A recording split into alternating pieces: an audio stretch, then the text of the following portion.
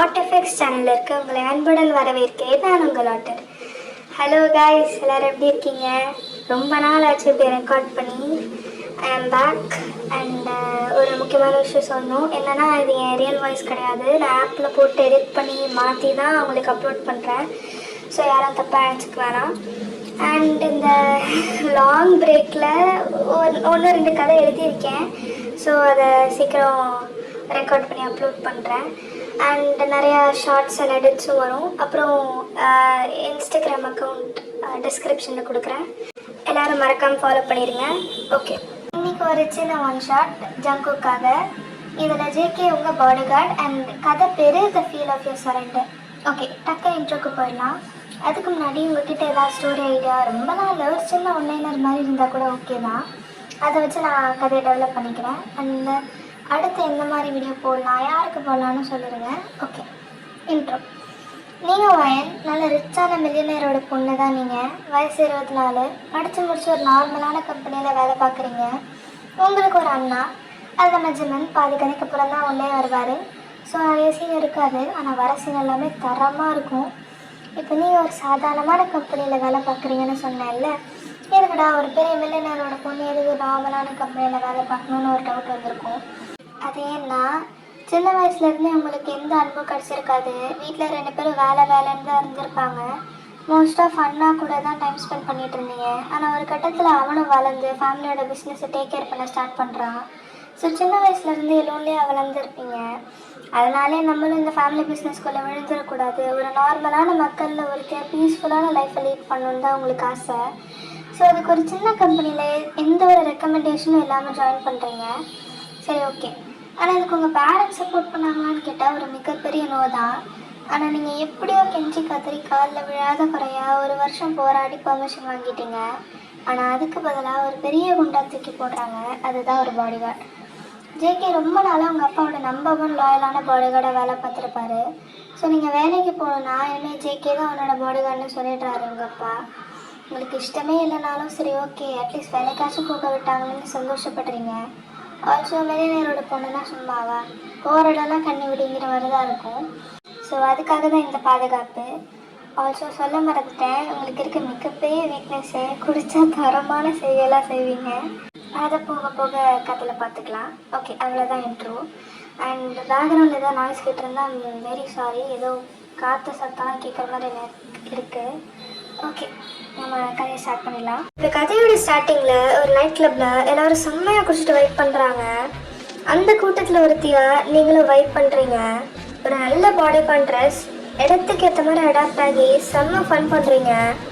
அந்த பப்பில் ஃபுல்லாக எல்லோரும் ஜாலியாக என்ஜாய் பண்ணுறாங்க.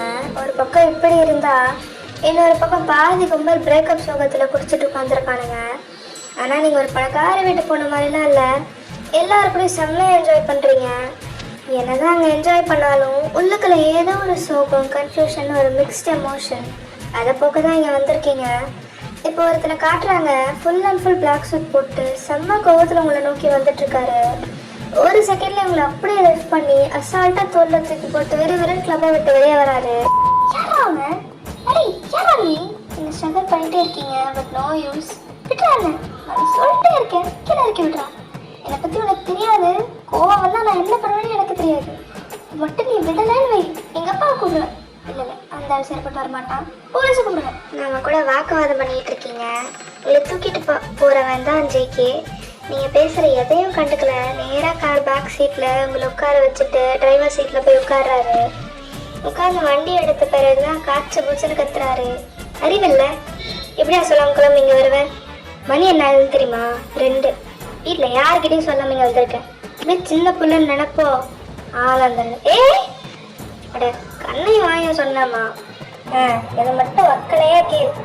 வாயை மட்டும்தான் 4 ஊருக்கு நீணும். ஆமாம், என்ன சொன்ன? வாயை கிழிச்சிருவேன். கொஞ்சம் பாரு, 7 வயசாகி பப்ளிக் இப்படி உட்காந்து கூத்து வச்சுட்டு இருக்க. இல்லை பணக்காரங்க தின்னுறோம். அதான் 4 காசு பார்த்ததும் மானத்துக்கு பூமிக்கு உடனே பறக்க வேண்டியது. நீங்கள் ஒரு பக்கம் கூத்த வைப்போ, உங்கள் அம்மா அப்பா இன்னொரு பக்கம் அங்கே எங்கேயும் லூஸ் சுற்றுவாங்க. அவனுக்கும் என் துளி கூட பொறுப்பு இல்லை. ஆனால் அவனுக்கு எதுவும் ஆச்சுன்னா மட்டும் அந்த என்னதான் உட்காந்து கிளின்னு கேட்பான். நீங்கள் பயமே இல்லாமல் எவ்வளோ தூரம் வந்து கூத்த வச்சுட்ருக்க. இதுக்கப்புறம் வெளியே வந்து பாரு, காலை கை உடச்சு வீட்டில் உட்கார வச்ச. ஆமா, நீ என்னதான் நினச்சுன்னு இருக்க உன் மனசுல? வெளியே உங்க அப்பா பெத்த ரெண்டுமேஸ் இருக்காங்கன்னு தெரியும்ல, அப்புறம் சொல்லாம வெளியே போற. நீங்க எதுக்குமே பதில் சொல்லல. ஒரு ஓரமா விண்டோவை பார்த்துட்டே வரீங்க. நீங்க இப்படி பண்றதுதான் அவர் இன்னும் கடுப்பாக்குது. கடவுள் எதுக்கு வாழை கொடுத்துருக்காருன்னாச்சு தெரியுமா? ஆஃப்டர் ஒரு பாடி கார்டு நீ உன் கேள்விக்கெல்லாம் நான் எதுக்கு பதில் சொல்லணும்? அண்ட் உனக்கு என்ன ரைட்ஸ் இருக்கிற திட்டத்துக்கு? அவர் நீங்க பேசுறதுல இன்னும் அதிகமா வெளியாகி யார் இல்லைன்னா எல்லா ரைட்ஸும் இருக்கு. உங்க அப்பா கான்ட்ராக்ட்ல கிளியரா தான் போட்டிருந்தான். நீ எந்த பிரச்சனையில மாட்டினாலும் காப்பாத்தி 4 வார்த்தை நாக்கப்படுங்கிற மாதிரி கேளுன்னு தான் சொன்னான். சொன்னான்னு சொல்லியிருக்கான். இந்த மைண்ட் வாய்ஸ் கொடுத்துட்டு திரும்ப எதுவும் சொல்லாம விண்டோ பக்கமாகவே திரும்பிக்கிறீங்க. ஆனால் இந்த பக்கம் ஜேகே நிறுத்துற மாதிரி தெரியல. காதில் ரத்தம் வர அளவுக்கு லெக்சர் எடுக்கிறான். நீ முதல்ல பாடி வரை நீ லெக்சரா? அந்த வேலையை மட்டும் பாரு. கொடுத்த காசுக்கு மட்டும் போனா போதும். ஸோ திருவாயை கொஞ்சம் மூடிட்டு ரோட்டை பார்த்து வண்டி ஓடினா போதும். இங்கே ஒரு செம்ம டென்ஷன் ஆகி ஸ்டியரிங் வீல் அவ்வளோ டைட்டாக பிடிச்சி கையெல்லாம் வெள்ளையாகிடுச்சு. ஆனால் கொஞ்சம் கண்ட்ரோல் பண்ணிட்டு தான் வண்டி ஓட்டுறான்.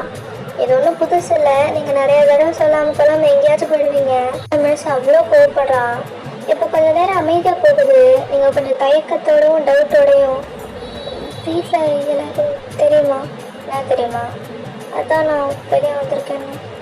அவர் கொஞ்சம் நக்கலாக பார்த்து சிரிச்சுட்டு, எது நீ குடிச்சிட்டு பாப்பில் கூத்தறிகிறானா? நான் குடிக்கலையே. நம்பிட்டேன். நீ குடிக்கவும் இல்லை, அந்த பப்பில் டான்ஸ் ஆடவும் இல்லை. நான் எனக்கு இது நீ என்ன சொல்கிற? நான் கேட்குறேன். நீங்கள் ஒரு பெருமூச்சு விட்டு திரும்ப வேடிக்கை பார்த்துட்டு வரீங்க. அவன் திரும்ப ஆரம்பிக்கிறான். ஆமாம், என்ன ட்ரெஸ் இது? பிகேஜி புள்ள போடுற ஃப்ராக்கு மாதிரி இருக்குது. நீங்கள் எங்கே இழுப்ப வர காமிச்சு. ஐயோடா, ஒரு பெரிய உத்தமர். இவ்வளோ நேரமாக இதை தான் மேலே எங்கேயும் பார்த்துட்டு வந்தேன். இந்த மாதிரி ஒரு லுக்கை விட்டு பதில் சொல்லாமல் திரும்ப உங்கள் வேடிக்கை பார்க்குற டியூட்டியை கண்டினியூ பண்ணுறீங்க. அதுக்கப்புறம் அவனும் ஒன்றும் பெருசாக பேசலை. இப்போ அந்த டைம் சைலண்ட்டாக தான் போகுது. மணி ஒரு 2 இருக்கும். ரோடே ஒரு மார்க்கமாக தான் இருக்குது. லைட்ஸ்லாம் இருக்குது. ஆனால் நடுராத்திரி ஹைவேல வண்டி போகும்போது ஒரு பயம் வரும்ல, அந்த மாதிரி க்ரீப்பியாக இருக்குது. இப்போ ஏதோ ஒரு காரு திடீர்னு வேகமாக வந்து ஓவர்டேக் பண்ணி உங்கள் கார் முன்னாடி நட்டு ரோட்டில் நிற்குது. அதை பார்த்து ஜேகே சடன் பிரேக் போடவே 2 பேரும் முட்டிட்டு போய் நிற்கிறீங்க. ஜேகே பச்சையாக திட்டிட்டு வெளியே போகிறான். போட்டான், எனக்குதே வருவீங்களாடா சார்? ஒரு லாரி கிடைக்கலையா? இப்போ நேராக அந்த கார்கிட்ட நிற்கிறான். 3 மலை மாடுங்க வெளியே வரானுங்க. அப்படியே கில்லி படத்தில் வர மாதிரி ரவுண்டு கட்ட அப்படியே கையில் பார்த்தா கத்தி கொடால் நிறைய டூல்ஸ்லாம் வர வச்சுருக்கானுங்க. ஆனால் நம்மளால் அப்பயும் பயப்பிள்ளையே கூலாக நிற்கிறான். நாடா வீட்டில் சொல்லிட்டு வந்துட்டீங்க போல. அவனுங்க எதுவுமே பேசலை. கொஞ்சம் கொஞ்சமாக ரவுண்டு சின்னதாக அப்படியே ஸ்க்ரீன் பிளாக் அவுட் ஆகுது. அவ்வளோதான், சோழி முடிஞ்சுன்னு நினைக்கும் போது தான் காமிக்கிறானுங்க. பார்த்தா 3 பேரும் தலையில் விழுந்து கிடக்குறானுங்க. ஜேகே அப்படியே லைட்டாக மூச்சு வாங்கிட்டு ஒருத்த கண்ணத்தை தட்டி அப்படியே பட்டாட்டு வெளியில் போய் சேர்ந்துடணும். புரியுதா? திரும்ப இந்த மாதிரி காரை நடுரோட்டில் நிறுத்துற மயிராட் பிடுங்குறானெல்லாம் வந்தீங்க. ஒவ்வொருத்தரையும் முடிச்சுட்டு போயிட்டே இருப்பேன். மாதம் டைலாக்லாம் பேசிட்டு காரில் ஏறுறான். ஏறிட்டு உள்ளதான் திரும்பி பார்க்க நீங்கள் பயத்தில் விழுந்துட்டு இருந்திருப்பீங்க. இப்போ பொறுமையாக நம்ம உட்கார. அதுக்கு நீங்கள் பண்ணுறதெல்லாம் ஒரு பக்கம் சிரிப்பை வந்தாலும் கண்ட்ரோல் பண்ணிட்டு கோல்டாக பேச வச்சுக்கிறான். இப்போ காரையும் ஸ்டார்ட் பண்ணி பொறுமையாக ஓட்ட கார் இன்ஜின் சத்ததை தவிர அவர் எதுவுமே கேட்கல. அவ்வளோ சைலண்டாக போதும் அந்த டிரைவ். இந்த பக்கம் நீங்கள் ஒரு மாதிரி நெளிஞ்சிக்கிட்டே காலை, அதாவது உங்கள் பாதத்தை தடவிக்கிட்டே வரீங்க. நீங்கள் ஒரு ஹை ஹீல்ஸ் போட்டிருக்கிறதால அது பொண்ணாகிருக்கும் போல். ஸோ அந்த பக்கம் கையை அடிக்கடி வச்சு தடவிட்டு இருக்கீங்க. இதை கண்ணாடி வழியாக ஜேகே பார்த்துட்டே தான் வரான். ஒரு கட்டத்தில் காரை நிப்பாட்டி வெளியே வந்து உங்கள் கதவை திறந்து வெளியே வர சொல்கிறாரு. நீங்கள் முயற்சிக்கிட்டே, எதுக்கு ஏன் கூப்பிட்ற? வெளியே வானா வாயேன். இதுக்கு மேலே இவங்ககிட்ட பேச சாதிக்க முடியாதுங்க. வெளியே இறங்கிடுறீங்க. ஆனால் தடுமாறி தான் நடக்கிறீங்க. அவர் அப்படியே கை தாங்கல உங்களை ரோட்டோரமாக ஒரு சின்ன பெஞ்ச் மாதிரி இருக்குது, அங்கே உட்கார வைக்கிறான். என்னதான் பண்ணுறான்? இங்கேயே விட்டு போயிடலான்னு பிளான் போடுறானான்னு யோசிச்சுட்டு அவரை பார்க்க அவர் உங்களை உட்கார வச்சுட்டு உடனே காருக்குள்ளே போய் ஒரு சில மெடிசன் அண்ட் ஒரு கம்ஃபர்டபுளான ஷூஸ் எடுத்துகிட்டு வராரு. நேரம் உங்ககிட்ட வந்து நீட்டுறாரு. ஆனால் ஒரு செகண்ட் என்ன ஆச்சாலும் தெரியல. அவரே உங்கள் முன்னாடி நீல் டவுன் பண்ணி உங்கள் ஹீலை கழட்டுறாரு. அது வேற ஒரு சில ரோப்லாம் போட்டு கட்டியிருக்கோம் ஸ்க்ரீனில் தெரிகிற மாதிரி. ஸோ அதை பொறுமையாக கழட்டி விட்டு அந்த பொண்ணுக்கு எல்லாம் மருந்து போட்டு விடுறாரு. ஏன்னா வாய் இல்லை, வலிக்குதுன்னு வாயை தொடர்ந்து சொல்ல தெரியாது. மற்ற நேரம்லாம் வாயாடுறல்ல, இதுக்கெல்லாம் அந்த வாய் வேலை செய்யாதா? என்னை விட பெரிய வலியெல்லாம் பார்த்தாச்சு. இதெல்லாம் அவ்வளோவெல்லாம் வலிக்கல. வலிச்சாலும் தப்பு தான், வலிக்கட்டும், நல்லா வலிக்கட்டும். இதெல்லாம் தேவை தான். உனக்கு வாய் மட்டும்தான் இல்லைன்னு நினச்சேன். ஆனால் அந்த மூணையும் சேர்த்து தூக்கிட்டு போயிட்டான் போல. உனக்கு ஒரு விஷயம் பிடிக்கலன்னா வலிக்குதுன்னா எக்ஸ்பிரஸ் பண்ணணும். அதை விட்டு மற்றதை மட்டும் மைக் செட் போட்டு போகக்கூடாது. ஆமாம், அப்படின்னு பெரிய வேலையை பார்த்துட்டு இந்த வயசில் பாரு, வயசில் இழுத்துட்டு வராத. சின்ன பிள்ளைக்கு தீ சுட்டு பொண்ணு வர அதே காரணம் தான் பெரியவங்களுக்கும் வலிக்கும். ஓ அப்படியா, சரிங்க மேடம். உங்கள் வலி உங்களுக்கு பெருசு தான், நீங்கள் நல்லா ஃபீல் பண்ணுங்கள். ஆனால் மறந்துடாத, உன்னை விட தரமட்ட லெவலில் எத்தனையோ பேர் பல மடங்கு வலியை தினமும் அனுபவிச்சுட்டு தான் இருக்கான். அதை பார்த்தா இப்போ ஃபீல் பண்ணுறதுலாம் ஒன்றுமே இல்லைங்கிற மாதிரி தான் தோணும். சரி, நீ ஷூ கொடு. நீ போடுற மாதிரி தெரியல. இல்லை நான் போடுறேன். அக்கம் பக்கமாக டயலாக் பேசினா அது பதிலாக போகும். ஏதாவது சொன்னியா இப்போ? இல்லையா, ஒன்றும் இல்லையா? அவர் பொறுமையாக மருந்து போட்டு விட்டுட்டு உங்களுக்கு வலிக்காத மாதிரி ஷூ போடுறாரு. நீங்கள் அவரையே வச்சுக்கணும் வாங்காமல் பார்க்குறீங்க. ஏன்னா அவர் அவ்வளோ பக்குவமாக பார்த்து பலிக்காத மாதிரி போட்டு விடுறாரு. உங்களுக்கு இந்த மாதிரி யாருமே செஞ்சுருக்க மாட்டாங்க. நடு ரோடுன்னு கூட பார்க்காம வண்டி ஒரு ஓரமாக நிறுத்திட்டு உங்களை உட்கார வச்சு முட்டி போட்டு காலில் மருந்து போடுறத பார்க்கும்போது உங்களுக்கு லைட்டாக பட்டர்ஃப்ளைஸ் பறக்கிற மாதிரி தான் இருக்குது. எவ்வளோ நேரம் திட்டிகிட்டே தான் வந்தார். ஆனால் உங்களுக்கு ஒரு வலினதும் உடனே மருந்து போட நினச்சதை பார்த்ததும் ரொம்ப ஃபீல் ஆக்கிடுறீங்க. ஒரு பையன் ஒரு பொண்ணுக்காக முட்டி போடுறதெல்லாம் ரொம்ப கஷ்டம். ஆனால் என்னன்னு கூட யோசிக்காம உங்கள் காலில் தூக்கி மருந்து போடுறத பார்த்ததும் லேசாக விழுந்த மாதிரி தான் தெரியுது. ஒரு மாதிரி பார்த்துட்டே இருக்கீங்க. அப்போ ரோட்டில் பைக்கில் போகிற ஒருத்தன், ஏடே ரொமான்ஸ்லாம் பெட்டில் போய் பண்ணுங்கடா, இப்படி ரோட்டில் பண்ணி சிங்கிள்ஸோட சாபத்தை வாங்காதீங்கடா. இப்போ ஜேகே அட்டிங்க ஏறா அவன் வண்டி ஓட்டுறாங்க, ரோட்டை பார்த்து ஓட்டுறா, வயிறு சாவாத, பார்த்து வீடு போய் சேர், ஏன்னா முட்டிக்க போகிறேன். உங்களுக்கு இந்த பக்கம் சிரிப்பாக வருது. நீங்கள் கொஞ்சம் பேட் மூட தான் இருந்திருப்பீங்க. ஆனால் ஜேகே அப்படியே மூட மாற்றிட்டான். இப்போ அடுத்த சீனில் கார் ஒரு பெரிய மேன்ஷனில் வந்து நிற்கிது. வீடு வந்து சரண். ஓகே, பின்னாடி என் பேக்கில் ஒரு பையில் ஹீல்ஸும் இருக்குது, அது மட்டும் எடுத்துகிட்டு வந்துடு. ஓகே நீங்கள் நேராக மேலே இருக்கவங்க ரூமுக்கு தான் போகிறீங்க. ஆனால் ஜேகே இங்கே ஆடியஸு அம்மாவாசைக்கு தான் வருவார் போல். ஒரு ரூமே எடுத்துகிட்டு வர்றாரு. அப்போ உள்ளே வரும்போது உங்கள் பட்லர் ஜேகேவை ஸ்டாப் பண்ணி, கொடுங்க தம்பி நான் எடுத்துகிட்டு வரேன். எனக்கு எடுத்துகிட்டு போத்துறாரா? இல்லை தம்பி, உங்களுக்கு எதுக்கு சிரமம்? அட போயா, நானே ஒரு ரூமுக்குள்ளே எப்போ போவான்னு காத்துட்ருக்கேன். அது நந்தி மாதிரி குறுக்க வர வேண்டியது. என்ன சொன்னீங்க தம்பி? போய் காலை சரி பண்ணுற கிளவா வந்துடுவான் தம்பி. பெரியவங்க ஒரு மரியாதை கூடாது. மேடம் கிட்ட சொல்லி உங்களுக்கு ஒரு பாயசத்தை போட்டுற வேண்டியது தான். அதுக்கு முன்னாடி பட்லன்னா யாருன்னு சொல்லிடுறேன்.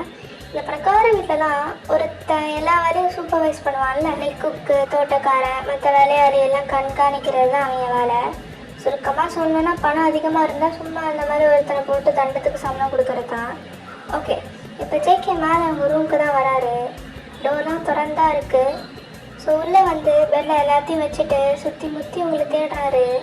நீங்கள் வரதுக்குள்ளேயே மூஞ்சி கழுவி ஃப்ரெஷ்ஷப் ஆக்கிட்டீங்க. இப்போ ஒரு லூஸான டிஷர்ட் போட்டு ஒரு கம்ஃபர்டபுளான பேண்ட் போட்டு பாத்ரூம் விட்டு வெளியே வரீங்க. நேராக வந்து டோரை லாக் பண்ணிட்டு திரும்பி ஜேகேவை பார்த்து, ஷர்ட்டை கழட்டு. ஷர்ட்டா? ஆமாம், கோட் ஷர்ட்லாம் கழட்டு. எதுக்கு கழட்டா? நீங்கள் சைமல்டேனியஸாக போய் ஃபர்ஸ்ட் எய்ட் கிட் எடுக்கவே அவர் கொஞ்சம் ரிலாக்ஸ் ஆகிட்டு, ஓகே இதுக்கு தான் கழட்டு சொல்கிறேன் போலன்னு பொறுமையாக கோட் ஷர்ட்லாம் கழட்டி பக்கத்தில் வைக்கிறாரு. ஷர்ட்லாம் கழட்டவே அவரோட ஆப்ஸு, சிக்ஸ் பேக்ஸு அண்ட் அங்கங்கே தழும்பு. அப்புறம் இப்போ கொஞ்சம் நேரத்துக்கு முன்னாடி ஃபைட் பண்ணதால ஆனால் காயோன்னு ஒரு மாதிரி செக்ஸியாகவும் இருக்குது. ஆனால் இன்னொரு பக்கம் அதை பார்த்தா பாவமாகவும் இருக்குது. நீங்கள் கமாண்ட் மட்டும்தான் பண்ணுறீங்க. அவர் அப்படியே 1ஆம் கிளாஸ் புள்ள மாதிரி ஒபே பண்ணுறாரு. கிட்டத்தட்ட ஃபுல்லாக சரண்டர் ஆகிட்டாரு. வெள்ளக்காரி. ஓகே, அவர் அவ்வளோ பெருசாக இருக்கார் உங்களை கம்பேர் பண்ணுறப்போ. ஆனால் நீங்கள் சொல்கிறதுக்கு எந்த மறுப்புமே தெரிவிக்காமல் அழகாக கேட்டுக்கிறாரு. இப்போ நீங்கள் அவரோட 2 பக்கம் காலுக்கும் நடுவில் வந்து லைட்டாக குடிஞ்சு ஒவ்வொரு புழுக்காக மருந்து போடுறீங்க. அது லைட்டாக வழியில் சத்தம் போடுறாரு. ஆனால் நீங்கள் பொதுவுமே வலிக்காத மாதிரி போட்டு விடுறீங்க. அவர் நீங்கள் ரொம்ப கான்சென்ட்ரேட்டடாக போடுறத வச்சா கண்ணு வாங்காமல் பார்க்குறாரு. இப்போ கடைசியாக அவரோட ஃபேஸில் ஒரு சின்ன வெட்டுக்காயத்துக்கு மருந்து போடுறீங்க. அப்போ திடீர்னு ஒரு ஐ கான்டாக்ட் நடக்குது. 2 பேரும் மாற்றி பார்த்துக்கிறீங்க. கொஞ்சம் நேரம் ஆனதும் ஜிகேவே ரியலைஸ் ஆகி சைடாக திரும்பி அந்த கான்டாக்டை பிரேக் பண்ணுறாரு. அது மனசு வேணான்னு சொல்லுது, ஆனால் உடம்பு கேட்குற மாதிரி தெரியல. கொஞ்சம் கில்ட்டியாக ஃபீல் பண்ணுறாரு. அவங்க எங்கே இருக்காங்க, நம்ம எங்கே இருக்கோம், நம்ம ஜஸ்ட் ஒரு பாடி கார்டு, அவங்க நமக்கு சம்பளம் கொடுக்குற பாஸ்ன்னு அவரே தேத்திக்கிறாரு. அவர் ஐ கான்டாக்டை பிரேக் பண்ணதும் நீங்கள் ஒரு பேண்டேட் எடுத்து ஃபேஸில் ஒட்டி விடுறீங்க. முடிஞ்சா இல்லை ஜேகே சொல்லு. நாளைக்கு நான் வெளியே ஒரு இடத்துக்கு போகணும். சரி கூப்பிட்டு போகிறேன். எங்க? ஃபியூனரல். இங்கே யாரோட ஃபியூனரல்? எதுக்கு போகிறேனால கேட்கணுன்னு தான் தோணுது. ஆனால் கொஞ்சம் கண்ட்ரோல் பண்ணிட்டு சரி ஓகே போகலாம் இது மட்டும் சொல்கிறாரு. ஆனால் யார்கிட்டையும் சொல்லக்கூடாது. உன் அம்மா அப்பா கிட்ட கூடவா? முக்கியமாக அவங்களுக்கு தான் தெரியக்கூடாது. ஏன்? சொன்ன அனுப்ப மாட்டாங்க. அப்புறம் எதுக்கு போகிற? JK please. நீங்கள் பாவம் மூஞ்சி வச்சுட்டு அவரோட ரிப்ளைக்காக வெயிட் பண்ணுறீங்க. சரி மூஞ்சி அப்படி வைக்காது. குதிப்பா. Thank you JK. என்ன மூஞ்சி வச்சா சாச்சிடுறாடா. ஆனால் ஒரு கண்டிஷன். என்னது? என் கூடவே தான் இருக்கணும். எங்கேயும் போகக்கூடாது. போயிட்டு உடனே வந்துடணும். அண்ட் முக்கியமான விஷயம், தெரியாதவங்ககிட்ட பேசவே கூடாது. Okay deal. சரி ஓகே. எவ்வளோ நேரம் மருந்து போடுவேன்? தோ முடிஞ்சு. நீங்கள் மருந்து போட்டு விட்டுட்டு தள்ளி நிற்கிறீங்க. அவரும் எந்திரிச்சு ஷர்ட்லாம் போட்டுக்கிறாரு. ஷர்ட்டை போட்டுட்டு கதவு திறந்து வெளியே போகிறாரு. இப்போ ஜேகே உங்கள் ரூமில் இருந்து ஷர்ட்டை போட்டுட்டு மிட் நைட் வெளியே வர்றதை யாரோ பார்க்குற மாதிரி தெரியுது. ஸோ இந்த பக்கம் நம்மால் ஒரே மதத்தில் சுற்றுறாரு. இன்னைக்கு ஃபுல்லாக ஒரு பட்டர்ஃப்ளை மூமெண்ட்ஸாகவே நடக்கவே ப்ரெஷ் ஆகிட்டே வீட்டுக்கு போகிறாரு. இப்போ நெக்ஸ்ட் டே பையன் ஷார்ப்பாக வண்டி எடுத்துகிட்டு வந்துட்டான். எப்பயுமே வீட்டில் ஆளுங்க அதிகமாக இருக்க மாட்டாங்க. ஸோ நீங்கள் பாட்டுக்கு அசால்ட்டாக முன் வாசல் வழியாகவே அண்ணனோட போட்டு வரீங்க. நீங்கள் வரதை பார்த்து உங்கள் ஜேகே வெளியே வந்து கார் கதவை திறந்து விடுறாரு. நீங்கள் அப்படியே பாஸ் ஆக்கி போகும்போது உங்கள் பர்ஃப்யூம் ஸ்மெல்லில் கண்ணை மூடி ஃபீல் பண்ணுறாரு. நீங்கள் உள்ளே உட்காந்து டோரை க்ளோஸ் பண்ணிட்டீங்க. இப்போ ஜேகே கண்ணை திறந்து பார்த்தா அந்த பட்லரு என்ன பண்ணுறா இவன்? இந்த மூஞ்ச க்ளோஸ்அப்பில் வச்சு பார்க்குறாரு. ஜேகே 2 ஸ்டெப் பேக் வாங்கிட்டு, யோ நீ பட்லரா நந்தியாயா? சும்மா குறுக்கு வந்து டிஸ்டர்ப் பண்ணிருக்க. தம்பி கொஞ்சம் மரியாதை. அது ஒன்று தான் இப்போ கேடு. போய் அங்கிட்டு. இப்போ இந்த கார் டிரைவ் அமைதியாக போகுது. நீங்கள் பேக் சீட்டில் அமைதியாக வரீங்க. ஆனால் ஜேகே முன்னாடி உட்காந்து அப்பப்போ மிரர் வழியாக அவங்க சைட் அடிச்சுட்டே வராரு. இப்போ வர வேண்டிய இடமும் வந்துருச்சு. கேட்ராமாலெலாம் ஃபியூனரல்லாம் ஒரு பெரிய ஹாலில் ஃபோட்டோ நடுவில் வச்சுட்டு சவப்பெட்டியை பக்கத்தில் வச்சு ஃபியூனரல் நடத்துவாங்கல்ல, அப்படி தான் இருக்குது. நீங்கள் ரிச் ஃபேமிலி நல்லா காமிச்சிக்கல. உள்ளே போகிறப்ப ஒரு மாதிரி ஹார்ட்டே ஹெவியாக தான் இருக்குது. பொறுமையாக உள்ளே போய் ஒரு பக்கம் நிற்கிறீங்க. ஜேகே உங்கள் கூடவே தான் இருக்கான். அப்படியே எல்லாரும் வந்து பார்த்து ஃப்ளவர்ஸ் எல்லாம் வச்சுட்டு கொஞ்ச நேரம் அங்கேயே இருந்துட்டு போகிறாங்க. ரொம்ப நேரம் ஆகியிருக்கும். நீங்கள் கல் மாதிரி அங்கேயே நிற்கிறீங்க. இப்போ நீங்கள் வரதுக்கு முன்னாடியிலேருந்தே ஒரு பொண்ணு அங்கே சவப்பெட்டிக்கிட்ட நீல் டவுன் போட்டு அழுதுட்டு இருந்திருப்பா. வர எல்லாரும் அவளை சமாதானப்படுத்திட்டு தான் போகிறாங்க. அவளுக்கும் உங்கள் வயசு தான் இருக்கும். பார்க்க அந்த இறந்தவங்களோட பொண்ணு மாதிரி தான் தெரியுது. இப்போ ரொம்ப நேரம் கழிச்சு அந்த சவப்பெட்டியை புதைக்க போகிறாங்க. அந்த ஃபியூனரல் ஹாலுக்கு வெளியே வந்தால் பெரிய கிரவுண்ட் மாதிரி இருக்குது. அங்கே நிறைய சமாதி இருக்குது. ஸோ அப்படியே அந்த பாக்ஸையும் புதைக்க செய்கிறாங்க. இப்போ உள்ளே இருந்து நிறைய பேரும் வெளியே வந்து சமாதியை பார்த்துட்டு போகிறாங்க. புதுசாகவும் நிறைய பேர் வராங்க. ஆனால் நீங்கள் உள்ளேயும் சரி வெளியவும் சரி சிலை மாதிரி நின்றுட்டே இருக்கீங்க. நீங்கள் எங்கே போனாலும் ஜேகே கூடவே வரான். அவன் கொஞ்ச நேரத்தில் வீட்டுக்கு போயிடலான்னு சொல்லி தான் கூட்டிகிட்டு வந்தான். ஆனால் நீங்கள் ஃபுல்லாக செரமனியை முடிகிற வரைக்கும் நிற்கிறீங்க.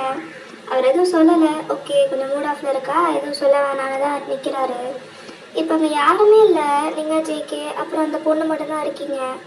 ரொம்ப நேரம் கழிச்சு இப்போ தான் அவங்கள அவன் நோட் பண்ணுறா. நேராக அவங்கக்கிட்ட வந்து, எப்படி வந்த? இப்போ தான் வந்தோம். எப்போயா? ரொம்ப நேரத்துக்கு முன்னாடி வந்த மாதிரி இருந்துச்சு. எதுக்கு போய் சொல்கிறேன்? சரி விடு, ஒன்றும் இல்லை. நீங்களே இவ்வளோ ஹக் பண்ணுறீங்க, இவ்வளோதான். அந்த பிள்ளை இவ்வளோ நேரம் கூட இப்படி அழுதுருக்க மாட்டா. மொத்தமாக தேக்கி வச்சது சேர்த்து பயங்கரமாக அழுகிறா. நீங்கள் தான் தட்டி கொடுத்து சமாதானப்படுத்துறீங்க. சரி நீ சாப்பிட்டியா? அவள் அழுதுகிட்டே இல்லைங்கிற மாதிரி தலையாட்ட நீங்கள் அவளை உள்ளே கூட்டிகிட்டு போகிறீங்க. பொதுவாக கொரியன் கல்ச்சர் படி அந்த ஃபியூனரல் ஹாலுக்கு பக்கம் ஃபோட்டோஸ் சவப்பெட்டி வச்சுருப்பாங்க. அண்ட் இன்னொரு தனி பெரிய ரூமில் எல்லா கெஸ்ட்டும் சாப்பிட சின்ன டேபிள்லாம் அரேஞ்ச் பண்ணியிருப்பாங்க. உட்காந்து சாப்பிட்ற மாதிரி. கரெக்டாக தானே சொல்கிறேன்? ஏதாவது தப்பாக இருந்தால் கண்டுக்காதீங்க. ஓகே, இப்போ நீங்கள் அங்கே உட்காந்து அவளுக்கு தான் சாப்பாடு ஊட்டிகிட்டு இருக்கீங்க. அவள் எதுவும் வேணான்னு தான் சொல்லியிருப்பா, அதனால தான் நீங்கள் ஊட்டுறீங்க. கொஞ்சம் நேரம் கழித்து பார்த்தா நீங்கள் அவளை மடியில் படுக்க வச்சுருக்கீங்க. அவள் இப்போ தான் தூங்குறாளே. அவளை பக்கத்தில் இருக்க தலைகாணியில் படுக்க வச்சுட்டு வெளியே அடக்கம் பண்ண இடத்துல திரும்ப வந்து நிற்கிறீங்க. இப்போ கிளைமேட் கொஞ்சம் மாறுது. இருட்டிட்டு மழை வர மாதிரி தான் தெரியுது. ஆல்சோ வந்தது காலையில், இப்போ சாயங்காலமே ஆகிடுச்சு. ஆனால் நீங்கள் நின்ன இடத்துல நகரவே இல்லை. ஜேகேவும் உங்களை தேடிட்டு வெளியே வரான். அவன் வர நேரம்னு பார்த்து மழை அடிச்சுக்கிட்டு ஊற்றுது. சரி மழை பெய்தே ஒரு ஓரமாக நிற்போன்னு கூட இல்லை, அங்கேயே செல்லையாட்டம் நிற்கிறீங்க. ஜேகே தலையில் அடிச்சுக்கிறான். நல்லா ஆள்கிட்ட வந்து மாட்டியிருக்கேன் தோணு இருக்கு. இப்போ கொடையோட அவன் பக்கத்தில் வந்து நிற்கிறான். அவனை பாடி கார்டாக அப்பாயிண்ட் பண்ணதுலேருந்து உங்கள் பக்கத்தில் ஒரு குறிப்பிட்ட டிஸ்டன்ஸ் விட்டு தான் நின்று இருப்பான். இப்போ கூட கொடையை அவங்க மேலே வச்சுட்டு அவன் தள்ளி மழையில் நனைஞ்சிக்கிட்டே தான் நிற்கிறான். என்னடா இவ்வளோ நேரம் மழை பெஞ்சிட்டு இருந்துச்சு, இப்போ மட்டும் நினையாமல் நிற்கிறோமே. திரும்பி பார்த்தா ஜேகே. 2 பேரும் கொஞ்ச நேரம் பார்த்துட்டே நின்றுட்டுருக்கீங்க. வேன் வந்து ரொம்ப நேரம் ஆச்சு, போகலாமா? அவன் சொன்ன உடனே உங்களுக்கு என்ன ஆச்சுன்னே தெரியல, நேராக போய் ஹக் பண்ணிக்கிறீங்க. நீங்கள் ஹக் பண்ண அதிர்ச்சியில் அவன் செல்லையாட்டம் நிற்கிறான். இப்போ 2 பேரும் மழையில் நனைஞ்சும் நனையாமலும் நிற்கிறீங்க. அந்த மழையோட மழையாக நீங்கள் சேர்ந்து அழறீங்க. என்னதான் அவங்க கண்ணீர் தெரியலனாலும் நீங்கள் அழறீங்கன்னு மட்டும் நல்லா தெரியுது. இந்த நேரத்தில் அவன் உங்களை இன்னும் இறுக்கமாக ஹக் பண்ணி உங்களை கம்ஃபர்ட் பண்ணணுன்னு தான் தோணுது, ஆனால் முடியல. அதே சமயம் நீங்கள் தேம்பி அழறத அவனால் பார்க்கவும் முடியல. இப்போ கொஞ்ச நேரம் கழித்து அவன் கையை மட்டும் உங்கள் முதுகில் வச்சு ஹக் பண்ணுற மாதிரி நிற்கிறான்.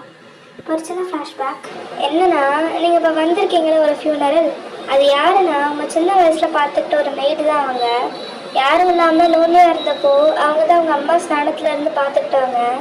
அவங்க பொண்ணு தான் அந்த சவுப்பட்டிக்கு பக்கத்தில் உங்கள் வயசில் இருந்தாலே ஒருத்தி, அவள் தான் அவங்க சொந்த பொண்ணு மீரா.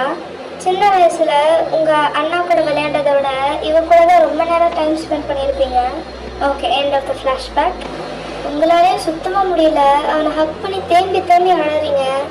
இப்போ அப்படியே அடுத்த சீன் 3 மாதம் கழிச்சு மீரா ஒரு பெரிய கம்பெனி வாசல் முன்னாடி ஃபோனை காதில் வச்சுட்டு அண்ணாந்து பார்த்து நிற்கிறா. ஃபோனில் நீங்கள் தான் சொன்ன இடத்துக்கு பார்த்தா வந்து சேர்ந்துட்டியா? வந்தாச்சு. ஆனால் என்னடி இவ்வளோ பெரிய கம்பெனியாக இருக்குது, எனக்கு வேலை கிடைக்காது போலே. அதெல்லாம் கிடைக்கவும் நீ முதல்ல போ, என்னை நம்பி தான் போகிறேன். அப்புறம் உங்கள் அண்ணன் தரமாட்டேன்னு சொன்னாலும் ஓ மண்டையை தான் உடைப்பேன். இப்போ என்ன நடக்குது நான் எக்ஸ்பிளைன் பண்ணிடுறேன். பேசிக்காக மீரா ரொம்ப ஈஸி கோயிங் டைப். அவள் பேசுறது எவ்வளோக்கு எவ்வளோ ஜாலியாக போல்டாக இருக்குதோ அவ்வளோக்கு எவ்வளோ ரியாலிட்டியில் கொஞ்சம் வீக்கு தான். ஆனால் என்ன வெளியே தான் காமிச்சிக்க மாட்டா. ஏன் அவள் அம்மா இறந்து 2 monthsலேயே மூவ் ஆன் ஆகிட்டான்னு தான் சொல்லுவேன். ஏன்னா அவளோட அம்மாவும் அந்த மாதிரி டைப் தான். அவங்க சின்ன வயசுலேருந்தே இவங்க 2 பேருக்கும் சொல்லி தான் வளர்த்துருப்பாங்க. என்னன்னா, இறப்புங்கிறது எல்லாருக்கும் ஒரு கட்டத்தில் வரக்கூடிய ஒன்று தான். நமக்கு பிடிச்சவங்க இறந்த பிறகு நம்மளால எதுவும் பண்ண முடியாது, நம்ம என்ன கடவுள் அவசரம் கொடுக்குறதுக்கு. அதே மாதிரி அவங்க நினச்சி மாத கணக்கில் எழுதா கூட எதுவும் நடக்க போகிறதில்ல. ஸோ எதுவானாலும் சரி சீக்கிரம் மூவ் ஆன் ஆகிடணும். மூவ் ஆன் ஆகுறதுனா அவங்க மறந்துட்டு போகிறது இல்லை, அவங்க மெமரிஸை எப்பயுமே மறக்கக்கூடாது. ஆனால் ஓவராலுக்கு உடம்புக்கு எடுத்துக்கிட்டா இறந்தவங்களால கூட சந்தோஷமாக இருக்க முடியாது. அதுக்கு நான் அழாதெல்லாம் சொல்லலை, அழு எவ்வளோ வேணால் அழுதுக்கோ. ஆனால் நீ கடைசியாக கண்ணை தொடச்சிட்டு அந்த இடத்த விட்டு எந்திரிக்கிறப்போ நான் அடுத்த தடவை அழவே மாட்டேங்கிற மாதிரி முடிவோட அழு. ஆனால் அப்படியே மட்டும் உட்காந்துடாத, எந்திரி, சாப்பிடு, வேலை பாரு, சந்தோஷமாக இரு. ஐயோ அந்த நேரத்தில் நான் அழாமல் ஹாப்பியாக சந்தோஷமாக இருந்தால் எல்லோரும் என்ன நினைப்பாங்கன்னெல்லாம் யோசிக்காத. உனக்கு எது சரின்னு படுதோ அதை மட்டும் செய். அது தப்பாகவே இருந்தாலும் தப்பு பண்ணி கற்றுக்கோன்னு நிறைய சொல்லி தான் வளர்த்துருப்பாங்க. அவங்க சொன்ன வேர்ஷனை மட்டும்தான் மீராவால் இவ்வளோ சீக்கிரம் மூவ் ஆன் ஆகியிருக்க முடிஞ்சுது. ஆனால் அவன் மூஞ்சை பார்த்தாலே தெரியும் காயம் மட்டும்தான் ஆகிருக்கு, ஆனால் இன்னும் அந்த தழும்பு போகலன்னு. இப்போ அம்மா இறந்ததால் மீராவுக்கு வேறு எங்கே போகிறதுனே தெரியல. இப்போ தான் படிப்பையே டோட்டலாக முடிச்சிருப்பா, வேலையும் இல்லை, என்ன பண்ணுறதுனே தெரியாமல் முடிக்கும்போது தான் நீங்கள் ஹெல்ப் பண்ணியிருப்பீங்க. க்ளோஸ் ஃப்ரெண்டு, ஸோ அவளுக்காக உங்கள் அண்ணன் ஜிம்மனோட கம்பெனிலே வேலை வாங்கி தரேன்னு சொல்லியிருப்பீங்க. இப்போ அவளும் வெளியே வெயிட் பண்ணி இன்டர்வியூ அட்டென்ட் பண்ண உள்ளே போகிறா. அவள் உள்ளே வர ஜிம்மன் சீட்லேருந்து சாய்ச்சி உட்காந்து ஃபோனை காதில் வச்சுட்டு தலையை சைடில் சாய்ச்சி எட்டி ஒரு மாதிரி தெனாவட்ட லுக்கு விடுறான். சரி பார்த்துக்கிறேன், நீ போனவே சொல்லிட்டு மீரா மேலே கீழே ஒரு மாதிரி லுக்கு விட. ஆனால் மீரா ஜிம்மனை பார்த்து அடுத்த செகண்ட் ஷாக் ஆகுறா. என்னன்னா நம்ம பையன் பார்த்து வச்ச வேலை அப்படி. ஒரு 3 வருஷத்துக்கு முன்னாடி ஜிம்மன் காலேஜ் சீனியர், அதே காலேஜில் 3rd year ஸ்டூடெண்ட் தான் நம்ம மீரா. ஜிம்மன் காலேஜ்லேயே மாசான பாப்புலர் சீனியர், சொல்ல போனால் பக்கா ஃப்ராடு. பேட் பாய் அப்படி ஒரு பேட் பாய். அட்டி தட்டி வெட்டு குத்துன்னு எல்லா கைண்ட் ஆஃப் வைலன்ஸ்லையும் ஈடுபடக்கூடிய ஒரு ஆள் தான். கொஞ்சம் ஃப்ளட்டியாக கொஞ்சம் நாட்டியாக ஃப்ரெண்ட்ஸ் கிட்ட மட்டும் ஹியூமரஸாக பேசக்கூடிய ஆள் தான். அந்த டைமில் வயனாகி நீங்கள் வேறு காலேஜ், ஸோ மீராவும் ஜிம்மனும் 4 to 5 years இருக்க மாதிரியான கோர்ஸை தான் படிச்சுட்டு இருந்திருக்காங்க. ஸோ வயசை கால்குலேட் பண்ணி கன்ஃபியூஸ் ஆகாதீங்க. சரி அவங்க ஃப்ளாஷ்பேக் பார்ப்போமா? இப்போ காலேஜ் புது இயர் ஸ்டார்ட் ஆக போகுது. ஃப்ரெஷர்ஸ் வராங்க. ஜெமின் அண்ட் அவன் friends final year and Meera third year. So obviously ragging நடக்குது. அங்கே ஒரு எழுதப்படாத ரூல் மாதிரி இது. என்னென்னா ஃப்ரெஷர்ஸை மட்டும்தான் ரேக் பண்ணுவாங்க. எஸ்பெஷலி ஃபைனல் இயரில் மொத்த பேரும் சேர்ந்து வச்சு செய்வாங்க. இங்கே நடுவில் இருக்க செகண்ட் இயர் தேர்ட் இயர்லாம் கண்டுக்கவே மாட்டாங்க. ஏன்னா அவங்களும் எத்தனை வருஷம் தான் சாவானுங்க. ஸோ அன்றைக்கி காலேஜே ஒரு மாதிரி கண்டிச்சாக தான் இருக்குது. கிளாஸ் எதுவும் அதிகமாக நடக்கலை. மீராவும் அவன் ஃப்ரெண்ட்ஸும் கிளாஸில் உட்காந்து வெளியே காலேஜை வேடிக்கை பார்க்குறாங்க. பார்த்தா கிரவுண்டில் சீனியர்ஸ்லாம் பசங்களை ஷர்ட் இல்லாமல் கிரவுண்டில் ஓட விட, இன்னொரு பக்கம் அக்காங்கலாம் கேர்ள்ஸை வச்சு செய்ய, அப்படியே அங்கங்கே குரூப்பாக சேர்ந்து எல்லோரும் ரேக் பண்ணுறாங்க. அண்ட் இன்னும் ஒன்று சொல்லிக்கிறேன், இந்த அப்கமிங் இயர்ஸ் இல்லை, ரொம்ப வருஷத்துக்கு முன்னாடியே இந்த ரேக்கிங்லாம் பேன் பண்ணிட்டாங்க. ஸோ அதெல்லாம் நினச்சி கவலைப்படலாம். ஓகே, சரி, எதுக்கு இந்த கட்டுறாங்க சொல்கிறது தெரியல. சரி, நம்ம கண்டினியூ பண்ணுவோம். மீரா கிளாஸில் தலைவலியோடு உட்காந்துருக்கா. அப்போ கிளாஸில் ஒரு பொண்ணு அழறான்னு சொல்லிட்டு எல்லாரும் போய் பார்க்குறாங்க. அவளும் போகிறா. என்ன கதைனா, அந்த பொண்ணு ஃபஸ்ட் இயர்னு நினச்சி ரேக் பண்ணியிருக்கானுங்க. சும்மா எதாவது பண்ணால் கூட பரவாயில்ல, ஷாலை பிடிங்கி வச்சு ஒரு மாதிரி கேவலமாக ஹராஸ் பண்ணியிருக்கானுங்க. மீராவுக்கு செம்ம டென்ஷன் ஆகுது. எல்லோரும் மீரா கிட்ட தான் எதாவது பண்ண சொல்கிறாங்க. ஏன்னா அவள் தான் கிளாஸ் இருக்கு. கிளாஸில் என்ன நடந்தாலும் இவரை கூட்டிகிட்டு போய் தான் பஞ்சாயத்தை சால்வ் பண்ணுவானுங்க. ப்ரொஃபஸர்ஸ் கிட்டலாம் போனால் வேலைக்காகன்னு சொல்லி நேராக சீனியர்ஸ்கிட்டே டீல் பண்ண போகிறாங்க. அந்த பொண்ணு வரல, அவள் ஃப்ரெண்டு 1-2 பேர், அப்புறம் கிளாஸில் பாதி பேர், அப்புறம் மீரா அண்ட் அவள் ஃப்ரெண்ட்ஸ்னு எல்லோரும் சேர்ந்து செம்ம காலில் போகிறாங்க. ஏன்னா இது வரைக்கும் செக்ஷுவலாக ஹராஸ்மெண்ட் எதுவும் நடக்காததுனால சும்மா இருந்திருப்பாங்க. இப்போ தான் நடந்துருச்சே. ஸோ எல்லாம் கிரவுண்டுக்கு வராங்க. இப்போ மீரா மண்டையில் அந்த பொண்ணு சொன்ன பிளாக் ஷர்ட் சீனியர் அது மட்டும்தான் ஓடுது. அவள் ஏதோ கெஸ்ஸில் ஜிமினா தான் இருக்கும்னு நினச்சி கிரவுண்டில் ரேக் பண்ணிட்டு இருந்த ஜிமினை பார்த்து, ஏய் ஜிமின் நீ கத்த. இவ்வளோ நேரம் சத்தமாக இருந்த ஹோல் காலேஜே அவங்கள பார்க்குது. ஜிமினோட ஃப்ரெண்ட்ஸ்லாம் நம்ம மச்சான பேர் சொல்லி இவ்வளோ நேரமாக காலேஜ் முன்னாடியே கூப்பிட்றது யாராங்கிற மாதிரி எட்டி பார்க்க, ஜிமினும் கூலாக ப்ரெசென்ட்டில் அவளை எப்படி சாஞ்சு பார்த்தாலும் அதே மாதிரி பின்னாடி சாஞ்சு எட்டி பார்க்குறான். ஹோல் காலேஜ் இன்னைக்கு சம்பவம் உறுதினு கூட்டம் சேருது. உங்களுக்குலாம் அறிவே இல்லையா? ஒரு பொண்ணு கேட்டு நடந்திருக்கீங்க, உனக்கு வைக்குமா இல்லை? அப்போ அதுக்குள்ளேயே என்ன மேட்டர்னு ஜிம்மனோட ஃப்ரெண்ட்ஸுக்கு தெரிஞ்சிருது. அவன் கிட்ட வந்து காதில் சொல்கிறாங்க. அவரை ஸ்மோக் பண்ணிவிட்டு நீர் அவன் மேலே எங்கேயும் அதே மாதிரி பார்க்குறான். அவன் ஃப்ரெண்ட்ஸுக்கு புரிஞ்சிருது. வேலையை காட்ட போகிறான், நம்ம வேடிக்கை மட்டும் பார்ப்போன்னு சும்மா 2-3 கவுண்டர் கொடுக்க மட்டும் நிற்கிறானுங்க. ஆமாம், ஃபர்ஸ்ட் இயர் யார் தேர்ட் இயர் யாருன்னு கூட வித்தியாசம் கண்டுபிடிக்க தெரியாது. ஆமாம் தெரியாது. இவன் வந்து கொஞ்சம் சொல்லிக் கொடுக்குறது. மச்சான் அதை மட்டும் சொல்லிக் கொடுத்தா போதுமாடா? இல்லை டேய் என்னடா பேசுகிற, மச்சானுக்கு ஏடா சொல்லித்தரணும், அவன் கற்று தருவான்டா. A to Z எல்லாமே கூட இருந்து செஞ்சு காட்டியே சொல்லி தருவான்டா. மீரா முறைக்க, ப்ராக்டிக்கல்ஸை சொன்னேம்மா. ஜிம்மன் நக்கலாக சிரிக்கிறான். மீரா கவுண்டர் கொடுக்குறான் ஃப்ரெண்ட்ஸோட சேர்த்து ஜிம்மனையும் முறைக்க. மீரா ஃப்ரெண்ட்ஸ் தான் ஜிம்மன் ஃப்ரெண்ட்ஸ் கிட்ட, ஹலோ நீங்கள் கொஞ்சம் ஷட்டரை சாத்துறீங்களா? என் ஃப்ரெண்ட்ஸே என்கிட்ட தானே பேசுகிறேன்.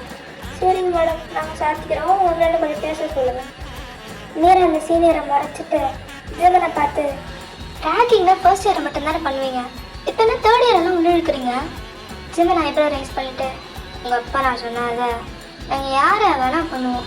டேய் எல்லாம் கவனிங்கடா, இனிமே சீனியர்ஸ் யாரை வேணாலும் ரேக் பண்ணலாம். ஃப்ரெஷர்ஸு செகண்ட் இயரு தேர்ட் இயர்னு யாரை வேணால் வச்சு செய்யலான்னு வேற ஒரு மாதிரி பார்த்துட்டு சொல்கிறான். அவன் மறைக்க, ஜிம்மனும் மறைக்க, அங்கே தான் அவங்க ஃபர்ஸ்ட் மீட்டிங் ஸ்டார்ட் ஆகுது. அதுக்கப்புறம் கிளாஸுக்கு போன பிறகு தான் தெரியுது அந்த அப்பாவே பண்ண ரேக் பண்ணது ஜிம்மன் இல்லைன்னு. அது வேற ஏதோ ஒரு சீனியர் போல் தெரியாதனமாக மீராவே தலையை கொடுத்துட்டா. அப்படியே மறுநாள் அவள் காலேஜ் என்டர் ஆகும்போது ஒரே க்ரௌடு. உள்ளே போய் பார்த்தா ஜிம்மன் அந்த அப்பாவை பண்ண பக்கத்தில் நிற்க வச்சுட்டு அவனை செக்ஷனாக ஹராஸ் பண்ணியிருப்பான்ல, அவனை கண்ணு முன்னாடி போட்டு சாத்துன்னு சாத்துறான். அந்த பொண்ணே நானா விட்டு நான் பாவமாக இருக்கணும்னு சொல்கிற அளவுக்கு அடிக்கிறான். மீராவுக்கு ஸ்டார்டிங்லேருந்து ஜிம்மனை பிடிக்காது. இதை பார்த்தாச்சும் சாஃப்ட் கார்னர் வருமானு கேட்டால் இல்லை. வை? பிகாஸ் அடுத்த நிமிஷமே நம்மளால் வேலையை காட்ட ஆரம்பிச்சிட்டான். என்னன்னா அவன் அடித்து முடிச்சுட்டு அடுத்து மீராவை பார்க்க தான் ஃபர்ஸ்ட் பீரியட்னு கூட பார்க்காம கிளாஸ்க்கு நடுவில் அவள் கையை பிடிச்சி இழுத்துட்டு போகிறான். ஒரு எம்டி கிளாஸில் அவளை ஃபோர்ஸாக வாலில் பென் பண்ண. இதை பார்த்துட்டு எல்லாரும் ஜன்னலு கதவுன்னு எல்லா பக்கமும் வந்து எல்லாத்துக்கு எட்டி பார்க்குறானுங்க. அப்போ ஜிம்மன் அவன் காதில் மட்டும் கேட்குற மாதிரி எதுவும் டீல் பேசுகிறான். மீராவாலையும் எதுவும் சொல்ல முடியல, ஏன்னா அவன் சைட்லேருந்து தானே பிரச்சனையே ஸ்டார்ட் ஆச்சு. ஆல்சோ அவன் பெரிய இடத்து வீடுன்னு கேள்விப்பட்டா போல் அதே மாதிரி ஒரு டவுட் வரும். எல்லாம் கிளியராக சொல்கிறேன். வயன் சின்னதாக இருக்கும்போது மீராவோட அம்மா தான் மேடா வேலை பார்த்துருப்பாங்க. ஆனால் அவன் வளர்ந்த பிறகு கொஞ்சம் மாதத்துல வேலையிலேருந்து நின்று இருப்பாங்க. அண்ட் அவங்க வேலைக்கு வந்தப்போ எப்பயாச்சும் மீராவை கூட்டிகிட்டு வருவாங்க. அப்போ தான் திக் ஃப்ரெண்ட்ஸாக 2 பேர் ஆகியிருப்பீங்க. ஆனால் அந்த டைமில் ஜிம்மன் அவனோட டீனேஜரால் இருந்ததுனால அதிகமாக யாருக்கிட்டையும் பேசாமல் ரூமை விட்டு வெளியே வராமல் இருப்பான். ஸோ மீராவுக்கும் தெரிஞ்சிருக்காது யார் வயனோட அண்ணான்னு. ஓகே, இப்போ புரிஞ்சிருக்கும். ஸோ ஜிம்மன் தான் வயனோட அண்ணான்னு தெரியாமலே மீரா அவங்ககிட்ட சிக்கியிருப்பா. அன்னியிலேருந்து கரெக்டாக 1 வருஷம் வரைக்கும் ஜிம்மன் மீராவை போட்டு பாடாப்படுத்தியிருப்பான். சாரி கைஸ், நடுவில் ஏதாவது வளரிருந்தாலும் நினச்சிக்கோங்க, ஏன் வளர்றேன்னே தெரில. ஓகே, இப்போ நம்ம கதையை கண்டினியூ பண்ணிடலாம். ஜிம்மன் அவனோட எடுப்படி மாதிரி எல்லா வேலையும் பிளாக்மெயில் பண்ணி செய்ய வச்சு போட்டு உசுரை வாங்குறான். அதனாலே அவனை எங்கே பார்த்தாலும் கண்ணே மாட்டக்கூடாதுன்னு ஓடிடுவா. அன்னைக்கு ஒரு நாள் அப்படி ஓட ட்ரை பண்ணும்போது மாட்டிக்கிட்டா. ஏய் மீரா, சொல்லுங்க சீனியர், எங்கே போகிற? கிளாஸுக்கு. அங்கே போய் நீ ஒன்றும் கேட்க மாட்டேன்னு தெரியும், என் கூட வா. எங்கே சீனியர்?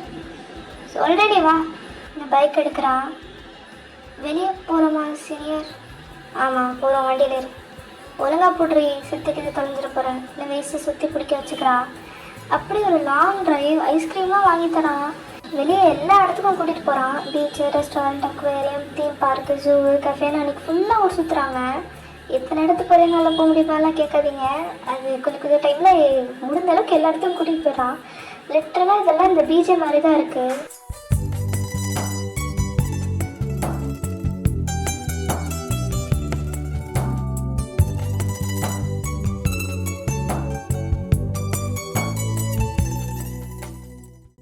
என்னடா சீனியர் நல்ல மூடில் இருக்காரேன்னு மீராவுக்கு ஒரு குழப்பம்.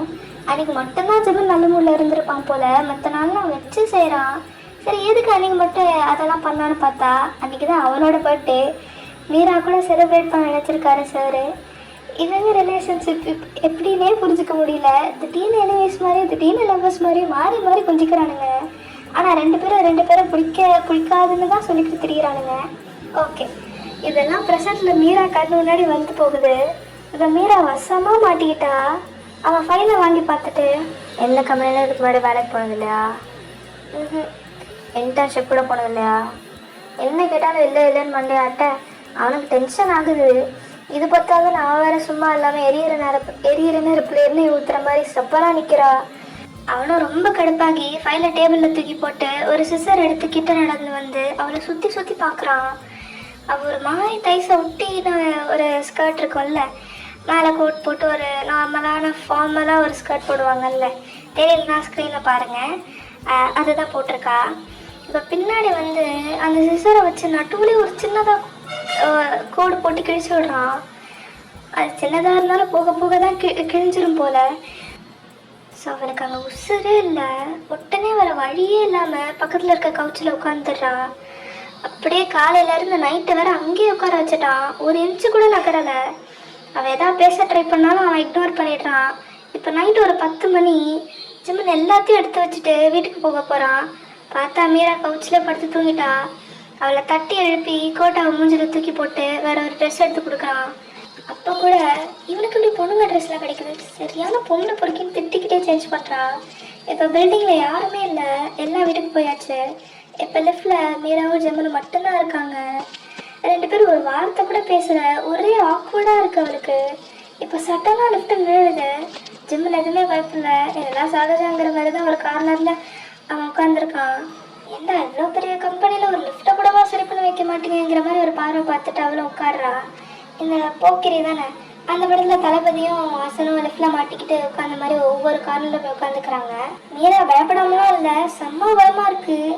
உட்காந்து கனசஷ்டி கவசம் பாடிக்கிட்டு இருக்கா மனசுக்குள்ளேயே. அது ஜிம்மனுக்கு கேட்டுச்சா என்னன்னு தெரியல, கேவலமாக ஒரு லுக்கை விட. அதுக்காக போயாயோ நானே எங்கள் உசுறு பயத்தில் இருக்கேன், இவன் வேறு குறுக்குன்னு பார்க்குறேன்னு மைண்ட் வாய்ஸ் கொடுக்க, அந்த நேரம்னு பார்த்து ஜிம்மன் மொபைல் ரிங் ஆகுது. இந்த பீஜம் தான் ஓடுது.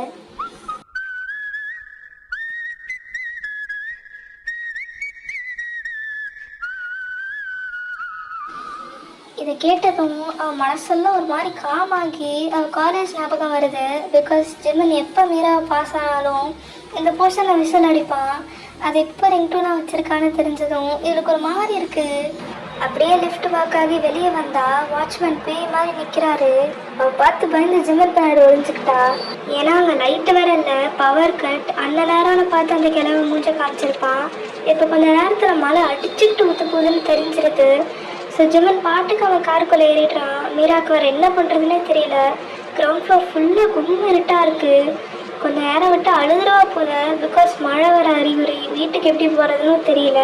இதில் லேட் நைட் பவர் கட் வேற, சொல்லவா வேணும். இப்போ கேட்டை விட்டு வெளியே போன ஜிம்மனோட காரு திரும்ப ரிவர்ஸ் வந்து அவன் முன்னாடி நிற்கிது. மீரா சுற்றி முற்றி பார்க்குறா. அந்த வாட்ச்மேன் வேற குறுக்குறோன்னு பார்க்க ஜிம்மனும் ஹார்ன் அடிக்க ஆபத்துக்கு பாவலன்னு பேக் டோரை திறக்கிறா. பார்த்தா லாக்கு.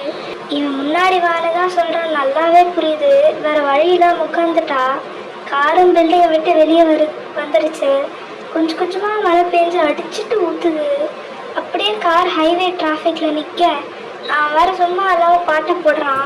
அவன் போடுற பாட்டெல்லாம் ஒரு மார்க்கு மட்டும் இருக்குது. மழையில் அந்த பாட்டை வேற போட இது மூஞ்சி எங்கே வச்சுக்கிறதுன்னு தெரியாமல் விண்டோவே பார்த்துட்டு வரா. இப்போ கடைசியாக கரெக்டாக அவன் வீட்டுக்கு முன்னாடி வந்து நிற்கிது காரு. இப்படா இவன் அட்ரஸ்லாம் தெரிஞ்சதுன்னு தானே யோசிக்கிறீங்க? அது ஒன்றும் இல்லை, ஃபைலில் பார்த்து நோட் பண்ணிக்கிட்டான். அவளும் எதுவும் சொல்லலை. காரை விட்டு வெளியே போகிறா. ஒரு தேங்க்ஸ் சொல்லணும்னு கூட தோணல பாருங்கிற மாதிரி அவளுக்கு விட அவள் எதுவும் கண்டுக்கல. அந்த நேரம்னு பார்த்து ஜிம்மன் காரை ஸ்டார்ட் பண்ண ட்ரை பண்ணுறான். ஸ்டார்ட்டே ஆகலை. ஸ்வாஹா சோழி முடிச்சுன்னு தலையில் கை வச்சு உட்காந்துக்கிட்டான். அவள் ஒரு மாதிரி பார்க்குறான். இவன் எல்லாத்தையும் பிளான் பண்ணி பண்ணுற மாதிரி இருக்கேன்னு குறுக்குறுன்னு பார்க்க அட் த சேம் டைம் மழை வேற பிச்சுக்கிட்டு ஊற்றுது. அவளுக்கு பார்க்க பாவமாக இருந்துச்சா என்னன்னு தெரியல. எப்படியும் அரை மனசோடு அவனை கூப்பிட அவனும் வர வழி இல்லாமல் வர மாதிரி தெரிஞ்சாலும் உள்ளுக்குள்ள ஏதோ ஒரு அல்ப ஆசையோட தான் போகிற மாதிரி தெரியுது. அது ஒரு பெரிய பில்டிங். இதில் 14வது ஃப்ளோரில் இருக்காங்க மேடம். சரி லிஃப்டில் போகலான்னு நினைக்கும் போது இவங்க நேரமாக என்னன்னு தெரியல. அந்த பில்டிங்லேயும் பவர் கட்டு. எல்லாம் என் கிறகோன்னு தலையில் அடிச்சுக்கிட்டு படியில் ஏறுறா. இங்கே மட்டும் என்ன லைட்டாக இருக்க போது. ஸோ இருட்டில் பொறுமையாக 2 பேரும் நடக்க அந்த நேரம்னு பார்த்து இடி இடிக்குது. சாதாரணமாக அடித்தா கூட பரவாயில்ல, ஏதோ சவுண்ட் எஃபெக்ட்லாம் போட்டு வைப்ரேஷனோடு அடிக்க நம்ம அக்கா மீராக்கு பயம் வந்துடுச்சு. 2 ஸ்டெப் பேக் வந்து ஜிம்மனை முன்னாடி அனுப்பி விடுறா. சரி இடி இடிச்சது தான் இடிச்சதே, 1-2 முடிஞ்சா அது பாட்டு கணக்கே இல்லாமல் அடிக்க புள்ள பயந்துருச்சு. அப்படியே பயத்தில் ஜிம்மன் கையை பிடிக்க அவனுக்கு முன்னாடி லவ் சாங்காக ஓடுது. அப்படியே ஒரு 10 ஃப்ளோரை கை பிடிச்சிட்டே கடந்து போக இந்த 12வது ஃப்ளோர் வரும்போது கரெக்டாக மீராவோட ஹீல் ஸ்லிப்பாக ஜிம்மன்லாம் தடுக்க விழ போகிற போல ஹீரோ மாதிரி பிடிக்கிறான். அங்கே ஒரு மேண்டட்ரி ஐ கான்டாக்டும் ஸ்பார்க்கும் தென்பட சரி ரொமான்ஸ் பண்ணி கிழிச்சது போதும், இன்னும் 2 ஃப்ளோர் பத்திரமா கடந்து போய் சேருங்கிற மாதிரி ஒரு இடி வந்து டிஸ்டர்ப் பண்ண திரும்ப பொறுமையாக நடக்கிறாங்க. அங்கே தண்ணி இருக்கிறது தெரியாமல் லேசாக மீரா திரும்ப தடுமாற சுத்தம் நடக்கவும் தெரியல, படிக்க தேரவும் தெரியலன்னு அவனே திடீர்னு தூக்கிடுறான். லைக் இந்த ப்ரைடல் ஸ்டைலில் தூக்குவாங்கன்னு சொன்னாங்களே அந்த மாதிரி. மீரா ஷாக்காக ஆனால் நம்ம மாதிரி கீழே விடுற மாதிரியே தெரியல. கடைசியாக அவன் வீட்டு முன்னாடியே வந்து கீழே இறக்கிடுறான். அவனும் கதவை திறந்து உள்ளே போக ஜிம்மன் ஏதோ அவன் மாமியார் வீட்டுக்குள்ள இந்த மாதிரி ஹாயாக சோஃபாவில் வந்து உட்காந்துக்கிறான். மீராவும் ஏதோ குடிக்க எடுப்போமேன்னு இருட்டில் ஃப்ரிட்ஜன் பண்ணுறா. அக்காவுக்கு சும்மாவே கண்ணு தெரியாது. இதில் இருட்டில் ஏதோ ஸ்டண்ட்டு பண்ணுறேன்னு தீவிரமாக தேடிட்டு இருக்கா. கடைசியாக கையில் கிடைக்கிறத எடுத்துகிட்டு வெளியே வரா. அவனுக்கும் ஒரு கிளாஸில் ஊற்றி கொடுக்குறா. அவன் ஒரு சிப் எடுத்து வச்சு அடுத்த செகண்டே கண்டுபிடிச்சிட்டான் இது நார்மல் ஜூஸ் இல்லை சரக்குன்னு. மீராவும் குடிச்சு பார்க்குறா. அவளுக்கு எதுவும் தெரியல. நார்மல் ஜூஸை நினச்சி ஊற்றி குடிக்கிறா. ஜிம்மன் பார்க்குறான். சரியான குடியாதியாக இருப்பா போலேன்னு ஒரு லுக்கை விட்டுட்டு அவன் பாட்டுக்கு மொபைல் நோட்ட ஆரம்பிச்சிட்டான். மீரா கொஞ்சம் ஸ்டடியாக இருக்க மாதிரி தான் தெரியுது. அப்படியே கிச்சனில் பாட்டில் வச்சுட்டு மேலே போட்டிருக்க கோட்டை மட்டும் கட்டி வைக்கிறா. ஜிம்மன் எதிர்ச்சியாக மீராவை பார்க்க அவன் வேறு அடித்த சரக்கோட எஃபெக்டில் மூஞ்செல்லாம் சிவக்க ஆரம்பிக்குது. இனிமேல் ஜிம்மன் கண்ணுக்கும் அப்பாவுக்கு செம்ம தெரியுறா. அவன் தலையை ஒலுக்கி ஜிம்மனு என்னடா ஆச்சு உனக்கு, கொடுத்தது ஒரு கிளாஸ், அதுவும் ஏதோ ஒரு லோக்கல் சரக்கு, இதுக்கேவாடா இந்த ரியாக்ஷன்னு கன் பண்ணி பார்க்க சரி இதுக்கு மேலே இருந்தால் சரிப்பட்டு வராதுன்னு பேசாமல் கிளம்பிடுவோன்னு எந்திரிக்கிறா. அப்பன்னு பார்த்து மீரா தள்ளாடி கீழே போக ஜஸ்ட்டு மிஸ்ஸு பிடிச்சிடுறான். இப்போ செகண்ட் தடிக்க விடுற சீனு. ஸோ இத்தனையும் ஐ கான்டாக்ட் போகுது. போது இந்த ஜென்மத்தில் போயிடுற மாதிரி தெரியல. இவங்க ரொமான்ஸ் பண்ணாதான் இந்த இடிக்கு பிடிக்காது. ஸோ மின்னலை தொடர்ந்து ஒரு இடி இடிக்குது. ஆனால் இந்த தடவை ஜிம்மன் அவன் ஃபேஸ் அந்த லைட்டில் க்ளோ ஆகுறத வெறிக்க பார்க்குறான். இப்போ அந்த சீன் அங்கேயே கட் ஆகுது. கடுப்பாகுதுல நான் அப்படி தான் இந்த இடி மாதிரி பாதியிலே எல்லாரையும் டிஸ்டர்ப் பண்ணிகிட்டே இருப்பேன். அதே மாதிரி கமிட் ஆக முடியாது. இந்த எஃப்எஃப்யாச்சும் கேட்டு சந்தோஷப்படலான்னு ஒரு உங்களையும் நிம்மதியாக இருக்க விட மாட்டேன்.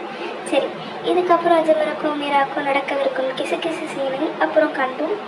இப்போ இங்கே ஜேகேவையும் வயனையும் பார்த்தா உங்களை வேலையிலேருந்து வீட்டுக்கு கூட்டிகிட்டு போகிறான். நைட் ஆகிருச்சு, மழையெல்லாம் நின்றுச்சு. ஸோ அந்த ட்ரைவ் கொஞ்சம் ஸ்மூத்தாக போகுது. இப்போ ஜேகேவும் அதே பாட்டை போடுறான். அடைமழை வரும் அதில் நனைவோமே, குளிர் காய்ச்சலோடு ஸ்நேகம். நீங்கள் பின்னாடி விண்டோ பக்கமாக சாஞ்சு படுத்திருப்பீங்க. இப்போ பாட்டு கேட்டது ஜேகேவை பார்த்து அடமழைலாம் நின்றுச்சு தம்பிங்கிற மாதிரி ஒரு லுக்கு விட, அப்போ மறுபடியும் பாட்டு மாறுது. நான் காவலுக்கு மட்டும் இல்லடி, கட்டிலுக்கும் கட்டிக்காரண்டி, நான் சொடக்கெடுக்க சொல்லி தாரண்டி, நீ கிட்ட வாடி 3 முழம் மல்லியப்பூ. 4 நாளா இவன் ஏதோ பெருசாக தான் தெரிகிறான். இப்போ லுக்கை விட்டுட்டு நீங்கள் இவன் திருந்த மாட்டான்னு திரும்பினது தான் அவன் மிரர் வழியாக அவங்க சைட் அடிக்கிறான். அப்போ திடீர்னு பிரேக்கப்போட 2 பேரும் ஜர்க் ஆகி நிற்கிறீங்க. ஜேகே செம்ம டென்ஷனில் காரை விட்டு வெளியே வரான். சை, ஒரு ரொமான்ஸ் பண்ண விடுறீங்களாடா, வந்துடுவானுங்க வைத்திருச்சு பிடிச்சவனவன் நினச்சிக்கிட்டே கிட்ட வந்தா. டேய், ரோட் என்ன உங்கள் அப்பா நான் கட்டி வச்சான், நடு ரோட்டில் வண்டி நிறுத்தி வச்சிருக்கேன். ஓஹோ நீயா, ஏடா இப்போ என்ன வேணும்? அதான் அன்றைக்கே நான் தட்டு அனுப்பி விட்டேனே. நோ நோ நோ, என்ன சொல்கிறதுக்கு என்ன, அடிக்கடிக்கெலாம் நாங்கள் வரலண்ணா. அப்புறம் என்ன மேட்ரை சொல்லு. அது ஒன்றும் இல்லை, எங்கள் பாஸ் ரூமில் மீட் பண்ணுமா, நைட்டு 2 மணிக்கு இந்த கிளப்புக்கு வந்துருந்தான். அவனை மீட் பண்ண நான் என்ன போனோம், ஏன்னா அவனை இங்கே வருஷம் திரும்பி போக போகிறான். அப்போ அவன் காலையே விழுந்துட்டான். நோ போகாதண்ணா, நீ வரலன்னா என் உசுர் இருக்காதுண்ணா. வார்த்தை அண்ணன் அண்ணங்கிறியே, இந்த அண்ணனுக்காக உசுரை கொடுத்து அவங்க கொண்டு போட மாட்டப்போ வேறு வேலை இருந்தா பார்ப்போ. கெஞ்சி கேட்குறேன்னா ஒரு 2 மினிட் வந்துட்டு போனாலும் அவன் அழகே ஆரம்பிச்சிட்டா. ஐய, ஏன்னா போட்டு உசுரா வாங்குற, சரிப்போ வந்து தொலைறேன். அந்த பையன் கண்ணெல்லாம் தொடச்சிட்டு சிரிச்சுட்டு பாயின்னு டாட்டா காமிச்சிட்டு போகிறான். இப்போ ஜேகே திரும்பி வந்து காரில் ஏறுறான். என்ன சொன்னான் அவன்? என்ன சொல்லுவான்? சாய் தான் சொன்னான். நீங்கள் கேவலமாக ஒரு லுக்கு விட அவரை கண்டுக்காமல் வண்டியை ஸ்டார்ட் பண்ணி வீட்டில் விடுறான். நீங்கள் இறங்கி உள்ளே போக ஜேகேவும் பின்னாடியே வரான். அப்போ குறுக்க அந்த கௌஷிக் வந்தாங்கிற மாதிரி அந்த பட்லர் வர. ஸோ வேற என்னையா, என்ன வேணும் உனக்கு இப்போ? இல்லை தம்பி, வாசல் அங்கிட்டு இருக்கு. என்ன உனக்கு? நான் வெளில போகணும், அவ்வளோதானே, போகிறேன், போய் தொலைகிறேன். அதுக்கெல்லாம் நல்ல சாவே வராதுறான். சாபெல்லாம் விட்டுட்டு வெளியே போயிடுறான். இந்த 3 மாதமாக அந்த பட்லர் இப்படியே தான் அவங்களை பிடிச்சி விட்டுக்கிட்டே இருந்திருப்பான். இப்போ நைட் 2 மணிக்கு ஜேகே காரில் இருக்கும்போது ஒரு மெசேஜ் வருது. அவனை பார்த்துட்டு சலிப்பாகவே வண்டி எடுக்கிறான். அப்படியே சீன் கட் பண்ணா ஜேகே ஒரு பப்புக்குள்ளே போகிறான். செம்ம கூட்டம், சத்தம் வேற காது கிழிக்குது. இப்போ அந்த கூட்டத்துக்குள்ளே எவனோ ஜேகே கை பிடிச்சிருக்கா. டே யாரா அது? நாமளடா, விட்றாடே. நாமளா? டேய் தெரியா அப்பா நீ? நானா? ஏன்னா காமெடி பண்ணுற? நான் கூப்பிட்டு போக தானே வந்தேன். ஆனால் நீ பிடிக்கிறது தோரணையே சரியில்லையே. நோ, நீ வேற பேசாமாண்ணா. இப்போ ரூம்க்கு இவ்வளோ கூட்டிகிட்டு போக அங்கே பார்த்தா எல்லாம் குடிகார பசங்களாக இருக்கானுங்க. ஒரு பக்கம் ட்ரக்ஸு, இன்னொரு பக்கம் தண்ணி, இது பத்தாதுன்னு புகை மூட்டமாக வேற இருக்குது. இப்போ அங்கே ஒருத்தரை காமிக்க அவனை பார்த்தா சுற்றிலும் பொண்ணுங்க. ஏன் எதிர 10 பாப்பாங்கிற மாதிரி யாரு செம்ம போதையில் இருக்காப்புல. உடம்பு ஃபுல்லாக டாட்டூ, அங்கங்கே பேசுங்க. ஜேகே ஒரு சேர் இழுத்து போட்டு அவன் முன்னாடி உட்கார. அடே சை, நீ தானே கூப்பிட்டியா? இதை கேட்டதும் அங்கிருந்து அடியாளுங்கலாம் கொந்தளிக்க. ஆனால் அந்த சைக்கோ கை காமிச்சதும் அடங்கிட்டானுங்க. அவன் இந்த பாத்ரூம்னு சொல்லுவாங்கல்ல, குளிச்சவனை கடிக்க வாங்கல, ஸ்க்ரீனில் காட்டுறேன், இதை தான் போட்டிருக்கான். இதில் தலைவர் ஒரு தொலைய வேற காமிச்சிட்டு உட்காந்துருக்காரு. தவர் மூஞ்ச பார்க்கறதுல எனக்கு சுத்தமாக பிடிக்கல. ஒழுங்காக சொல்ல வேண்டியதை சீக்கிரம் சொல்லித்தரேன். பாரு தம்பி, கூப்பிட்டதே என் தோஸ்து தான். கொஞ்ச நேரம் என் கூட பேசு, அப்புறம் அவனே இங்கே வருவான். அட்டிங்க சொல்லினே இருக்கேன், சும்மா காட்டித்துட்டே இருக்கேன். உங்களை பேச எனக்கு என்ன இருக்கு? வேற வேலை இல்லாமல் அங்கே வந்தேன். அங்கே ஒரு அடியாள், பிரதர் கொஞ்சம் கூலாக இருங்க, பெரிய தலை வர இன்னும் டைம் ஆகும். ஜேகே வெறியாகி பக்கத்தில் இருந்தவனோட தலையிலேயே ஒரு பீர் பாட்டில் எடுத்து உடைக்க, நானும் பார்த்துனே இருக்கேன். இவன் துடை காமிச்சிட்டு இருக்கான். நீ என்னடா அண்ணன் என்ன பிரதர் அசிஸ்டன்ட்டு?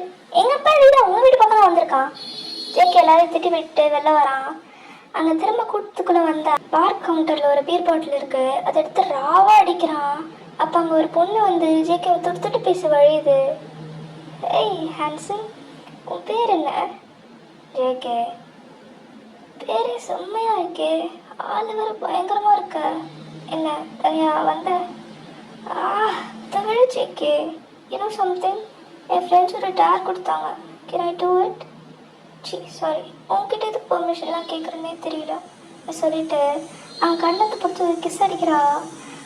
அந்த நேரம் பார்த்து நீங்கள் எங்கேருந்து வந்தீங்கன்னு தெரியல, நேராக அந்த பொண்ணு கணத்தில் ஒன்று வச்சுட்டு ஜேகேவை கூட்டிகிட்டு போகிறீங்க. இப்போ வெளியே வந்தா ஜேகே போதை தெளிஞ்சு உங்ககிட்ட கெஞ்சிக்கிட்டு இருக்கான்.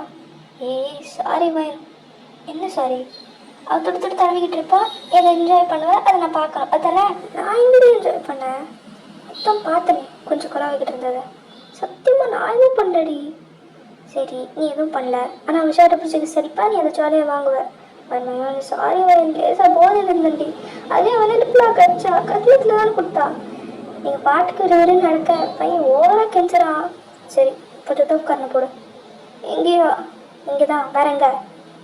அவனும் காதை பிடிக்க, அப்போ ரோட்டில் ஒருத்தர் சிரிக்கிறத பார்த்துட்டு அட்டிங்க என்ன சிரிப்பு, பல தடி கையில் கொடுத்துருவேன். திரும்பி பார்த்தா நீங்கள் மறைக்கவே அவனும் 2 செட்டப்ஸ் போட்ட பிறகு தான் ரியலைஸ் ஆகுது. ஏய் ஆமாம், நீங்கள் என்ன பண்ணுற? அது அது அதெல்லாம் உனக்கு எதுக்கு? எனக்கு எதுக்கா? அப்படி போட்டனா? ஏய் கையெல்லாம் எதுக்கு நீட்டுற? கொஞ்சத்துக்கு கொஞ்சம் பேர் எதுக்கு இங்கே வந்த? ஃப்ரெண்ட்ஸ் கூப்பிட்டாங்க. கூப்பிட்டா ஓடி வந்துடுவியா? சரி வா, வந்து வண்டியில் இரு. வரமாட்டேன். ஏன் வரமாட்டேன்? எங்கள் போக பார்க்க அவன் கையை பிடிக்கிறான். என்ன வேணும் உனக்கு? அந்த வண்டியில் ஏறு. முடியாது. ஏன்? டீ அதெல்லாம் முடியாது தான். என்னடி பிரச்சனை உனக்கு? நான் வரமாட்டேன். இவன் அந்த பொண்ணையே கூட்டிகிட்டு போ. என்ன பொண்ணு? அது அது சும்மா தானே ஃப்ளோட் பண்ணான். அவள் பண்ண உன் பற்றி எங்கே போச்சு?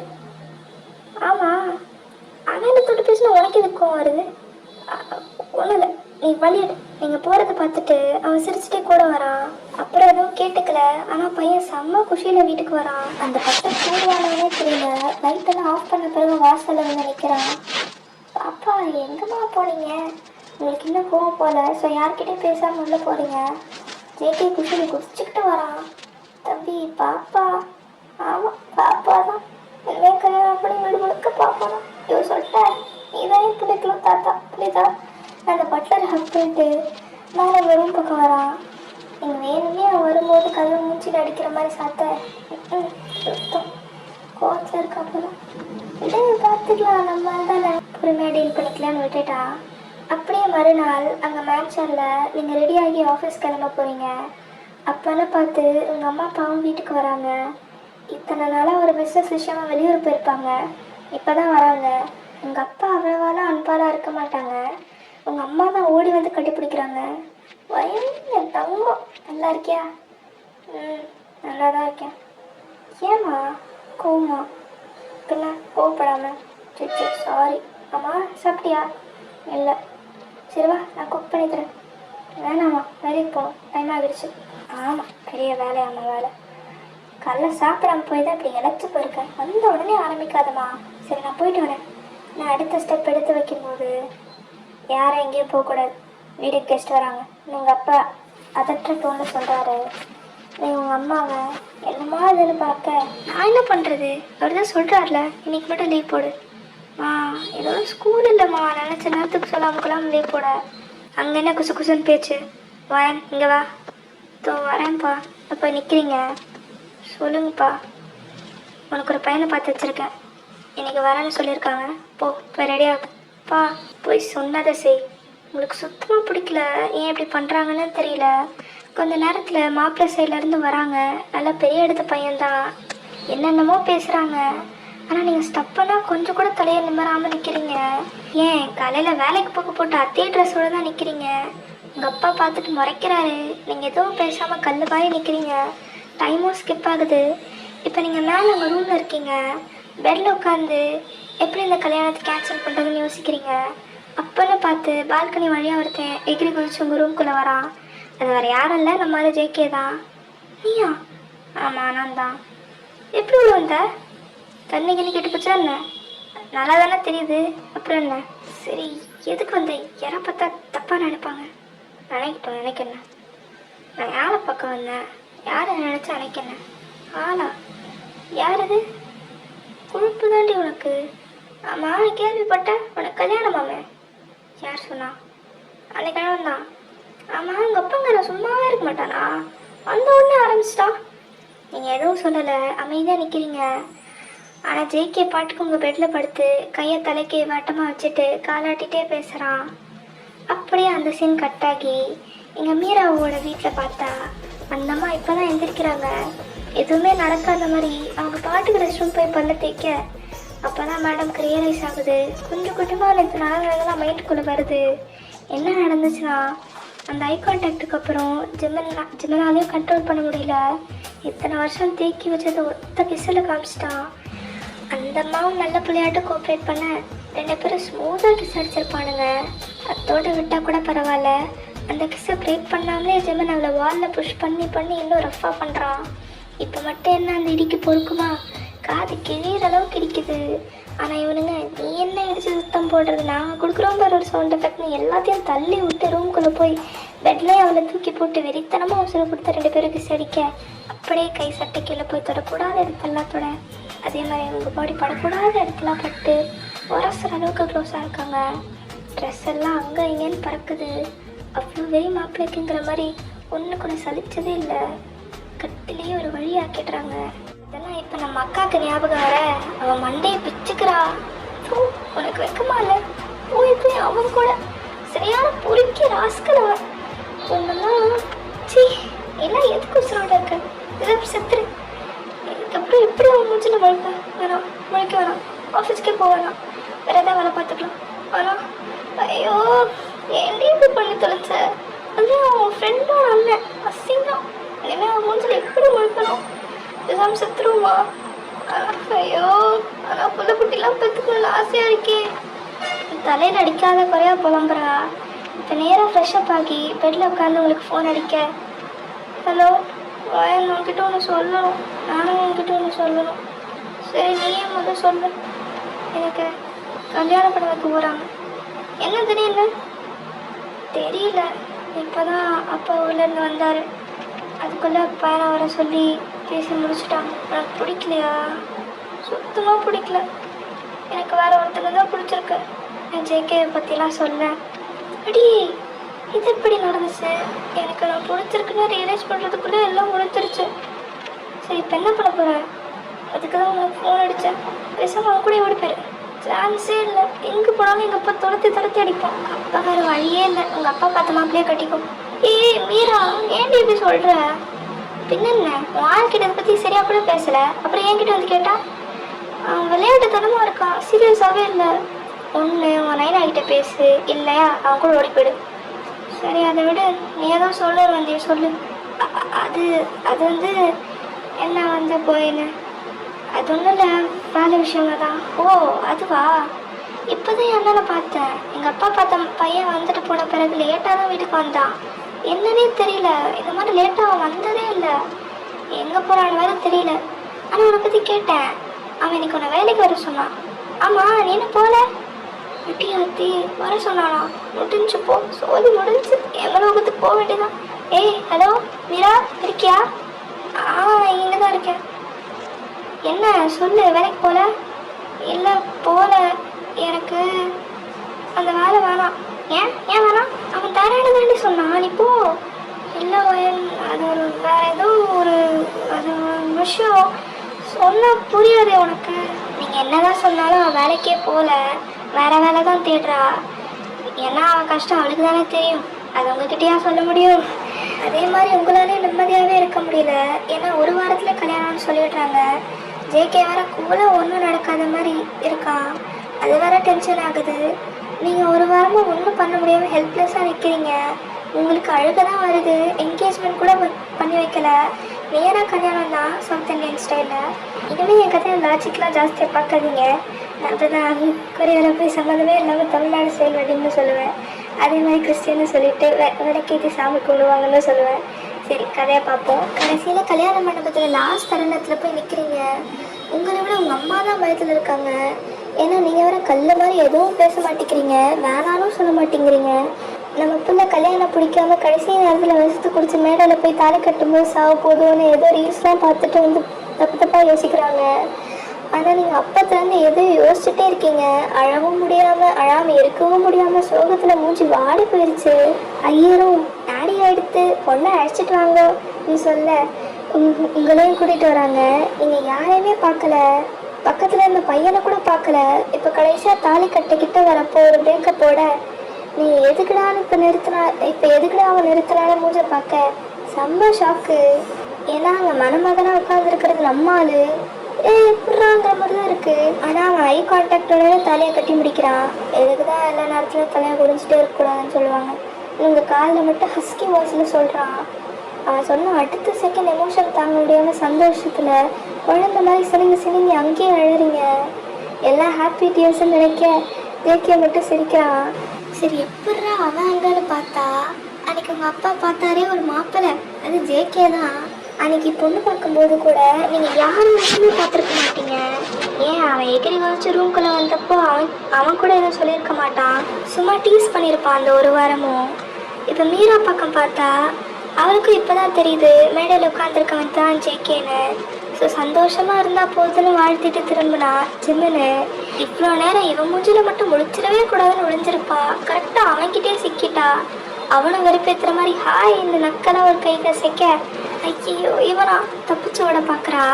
நம்ம ஜமீன் கிட்ட சிக்கினது தானே. ஸோ பையன் பிடிச்சிட்டான். சாரி ஜமீன், எல்லாம் ஏன் தப்பு தான், எனக்கு மன்னிச்சிருங்க ப்ளீஸ். நடந்தது ஏதோ ஒரு கெட்ட கனவா நினச்சி மறந்துருக்கு ப்ளீஸ். கெட்ட கனவா? இத்தனை வருஷத்தில் வந்து இதுதானே நல்ல கனவு. என்ன அடுத்து நமக்கு தான் கல்யாணம், ரெடியாக இருந்துக்கோ. சீக்கிரம் கல்யாணம் பண்ணி அன்றைக்கி முழுசாக முடிக்காது அப்பயாச்சும் முடிப்போம்னு சொல்கிறான். லைக் அவன் மீன் பண்ணுறது டோட்டலாக அதுக்காக இல்லை. அவனுக்கும் தெரியும் மீராவோட அம்மா இறந்துட்டாங்கன்னு. ஸோ அவள் எப்பவுமே கூடவே வச்சு அவள் லோன்லியாக ஃபீல் பண்ணக்கூடாதுன்னா சீக்கிரம் கல்யாணம் பண்ணணும்னு சொல்லியிருப்பான். ஓகே, இப்போ இந்த சீன் கட் ஆகி அடுத்த சீனில் உங்கள் 2 பேரோட ஃபர்ஸ்ட் நைட் ரூம்குள்ளே பார்த்தா நீங்கள் அவ்வளோ அழகாக மங்களகரமாக சாரி கட்டி கோவமாக பால் சோம்பு எடுத்துகிட்டு வரீங்க. ஸ்டார்டிங் ஒரு பாடி கான்ட்ராஸ்டில் இருந்து இப்போ அம்சமாக சாரி வரைக்கும் எல்லாத்துலையும் டக்கராக இருக்கீங்க. என்னடா ஸ்டார்டிங்கில் ஒரு பாடி கான்ட்ராஸ்ட் போட்டுட்டு இப்போ ஒரு சாரின்னு ட்ரான்ஸ்ஃபர்மேஷனாக இருக்கே, அதே மாதிரி கேரக்டர் சேஞ்ச் ஆகிடுச்சான்னு எல்லாம் நினைக்காதீங்க. நீங்கள் தான் இடத்துக்கு ஏற்ற மாதிரி உங்கள் ட்ரெஸ்ஸோ இல்லை பேச்சோ தான் மாறி இருக்கே தவிர யூஆர் ஆல்வேஸ் த சேம் பயம். இதை நான் நிஜத்துலேயும் தான் சொல்கிறேன். ஒரு ஃபேஸில் எல்லாரும் பிஹேவியர் மாறிடுச்சு, நீ மாறிட்டான்லாம் சொல்லுவாங்க. But at the end of the day உங்களுக்கு தெரியும் நீங்கள் இப்போயும் சின்ன வயசில் வெள்ளந்தியாக விளையாண்ட அதே பொண்ணு தானே. So just move on. உங்களை விட யாராலையும் அவ்வளோ சீக்கிரம் புரிஞ்சுக்க முடியாது. ஓகே, நான் ஸ்டார்டிங்லேருந்து நிறையா பூமர் இதுவாக சொல்லியிருப்பேன். லைக் அது ரொம்ப பூமராகவே இருந்தாலும் ஏதோ ஒரு விஷயத்தில் நான் எனக்கு தெரிஞ்சது சொல்லியிருக்கேன். ஓகே, இப்போ கதையில் ஒரு பக்கம் ஜேகே ஓவராக குஷியில் பெட்டில் உட்காந்து துடிக்கிட்டு இருக்க. நீங்கள் நேராக சொம்ப டேபிளில் வச்சுட்டு அவருக்கு முன்னாடி நிற்கிறீங்க. ஐயோ சொல்லாண்டி, நீ பெத்த மகளாயா இது, என்கிட்ட அழகாக இருக்கானே, ஐயோ நான் என்ன பண்ணுவேன் எது பண்ணுவேன்னு கீழே இருந்து மேலே ஸ்கேன் பண்ணிவிட்டு வந்து உன் மூஞ்சை பார்த்தேன். அவன் மூஞ்சில் இருந்துட்டு இருந்த 1000 வாட்ஸ் பல்பு புஷ்ஷுன்னு போயிடுச்சு. ஏன்னா நீங்கள் செம்ம கோவத்தில் முறைக்கிறீங்க. ஐயோ முறைக்கிறாரு. இன்னைக்கு எல்லாம் நடந்த மாதிரி தான். ஜேகே உனக்கு எதுவும் கொடுத்து வைக்கல போல, என்ன பண்ணுறது, சமாதானப்படுத்த தான் ட்ரை பண்ணோம். ஏன்டி முறைக்கிற? பின்ன மறைக்காமல் கொஞ்சம் சொல்கிறீங்களா? ஆமாம், கொஞ்சம் தானே உள்ளே அனுப்பி விட்டாங்க. என் சொல்லி இடுப்பு பிடிச்சி அவன் மடியில் உட்கார வைக்கிறான். சரிவா கொஞ்சம் விடுங்க, நான் கோமா இருக்கேன். சாரிடி, சும்மா டீஸ் பண்ண தான் செஞ்சேன். இது என்ன விளையாட்டு? நான் எவ்வளோ பயந்துட்டு தெரியுமா? கடைசி நேரம் வரைக்கும் நீங்கள் எப்படியாச்சும் கூட்டிகிட்டு போயிட மாட்டீங்களான்னு எவ்வளோ ஃபீல் பண்ண தெரியுமா? சரி சாரி தங்கம், அதான் நான் வந்துட்டேன்ல. இது நான் அப்போவே சொல்லியிருந்தேன், நான் அவ்வளோ சந்தோஷமாக இருந்திருப்பேன்ல. உங்களால் எல்லாம் போச்சுன்னு அவன் நெஞ்சிலே 2 அடி போட.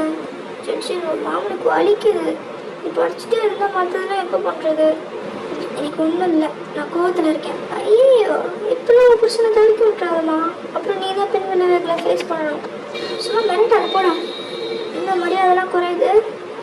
அதான் கோவம் இருக்கேன்னு சொல்லிட்டேன்ல. ஸோ கோவத்தில் அதெல்லாம் வரதான் செய்யும்.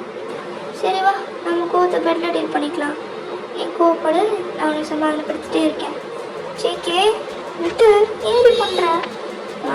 ஓவரா தோணுன்னா உனக்கு தான் பாதிப்பு. இப்போவே சொல்லிட்டேன் பார்த்துக்கோ. இப்போ கொஞ்சம் நேரம் கழிச்சு பார்த்தா நீங்கள் பொட்டி பாம்பா அணுகிட்டீங்க. அவங்க மேலே ஹவராகி ஜென்டில் அண்ட் பேஷனட்டாக கிஸ் பண்ணுறான். அப்படியே கை கீழே வந்து உங்கள் சாரியில் ரிவீல் ஆகிற சைடில் அவன் கையை வச்சு ரப் பண்ண பயங்கரமாக பூசுது.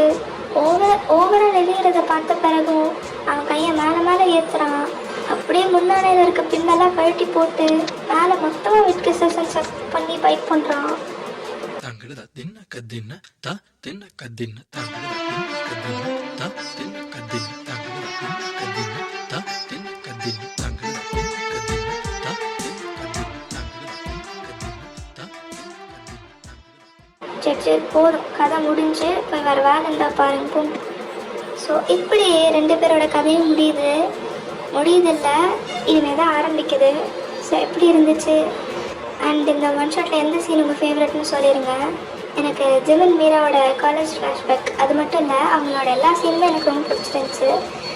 அப்புறம் ஒன்று சொல்லணும், ஏதோ கிசு சீன்லாம் சொல்ல வராதுன்னு நினச்சேன், பட் இதில் கொஞ்சம் ட்ரை பண்ணியிருக்கேன்.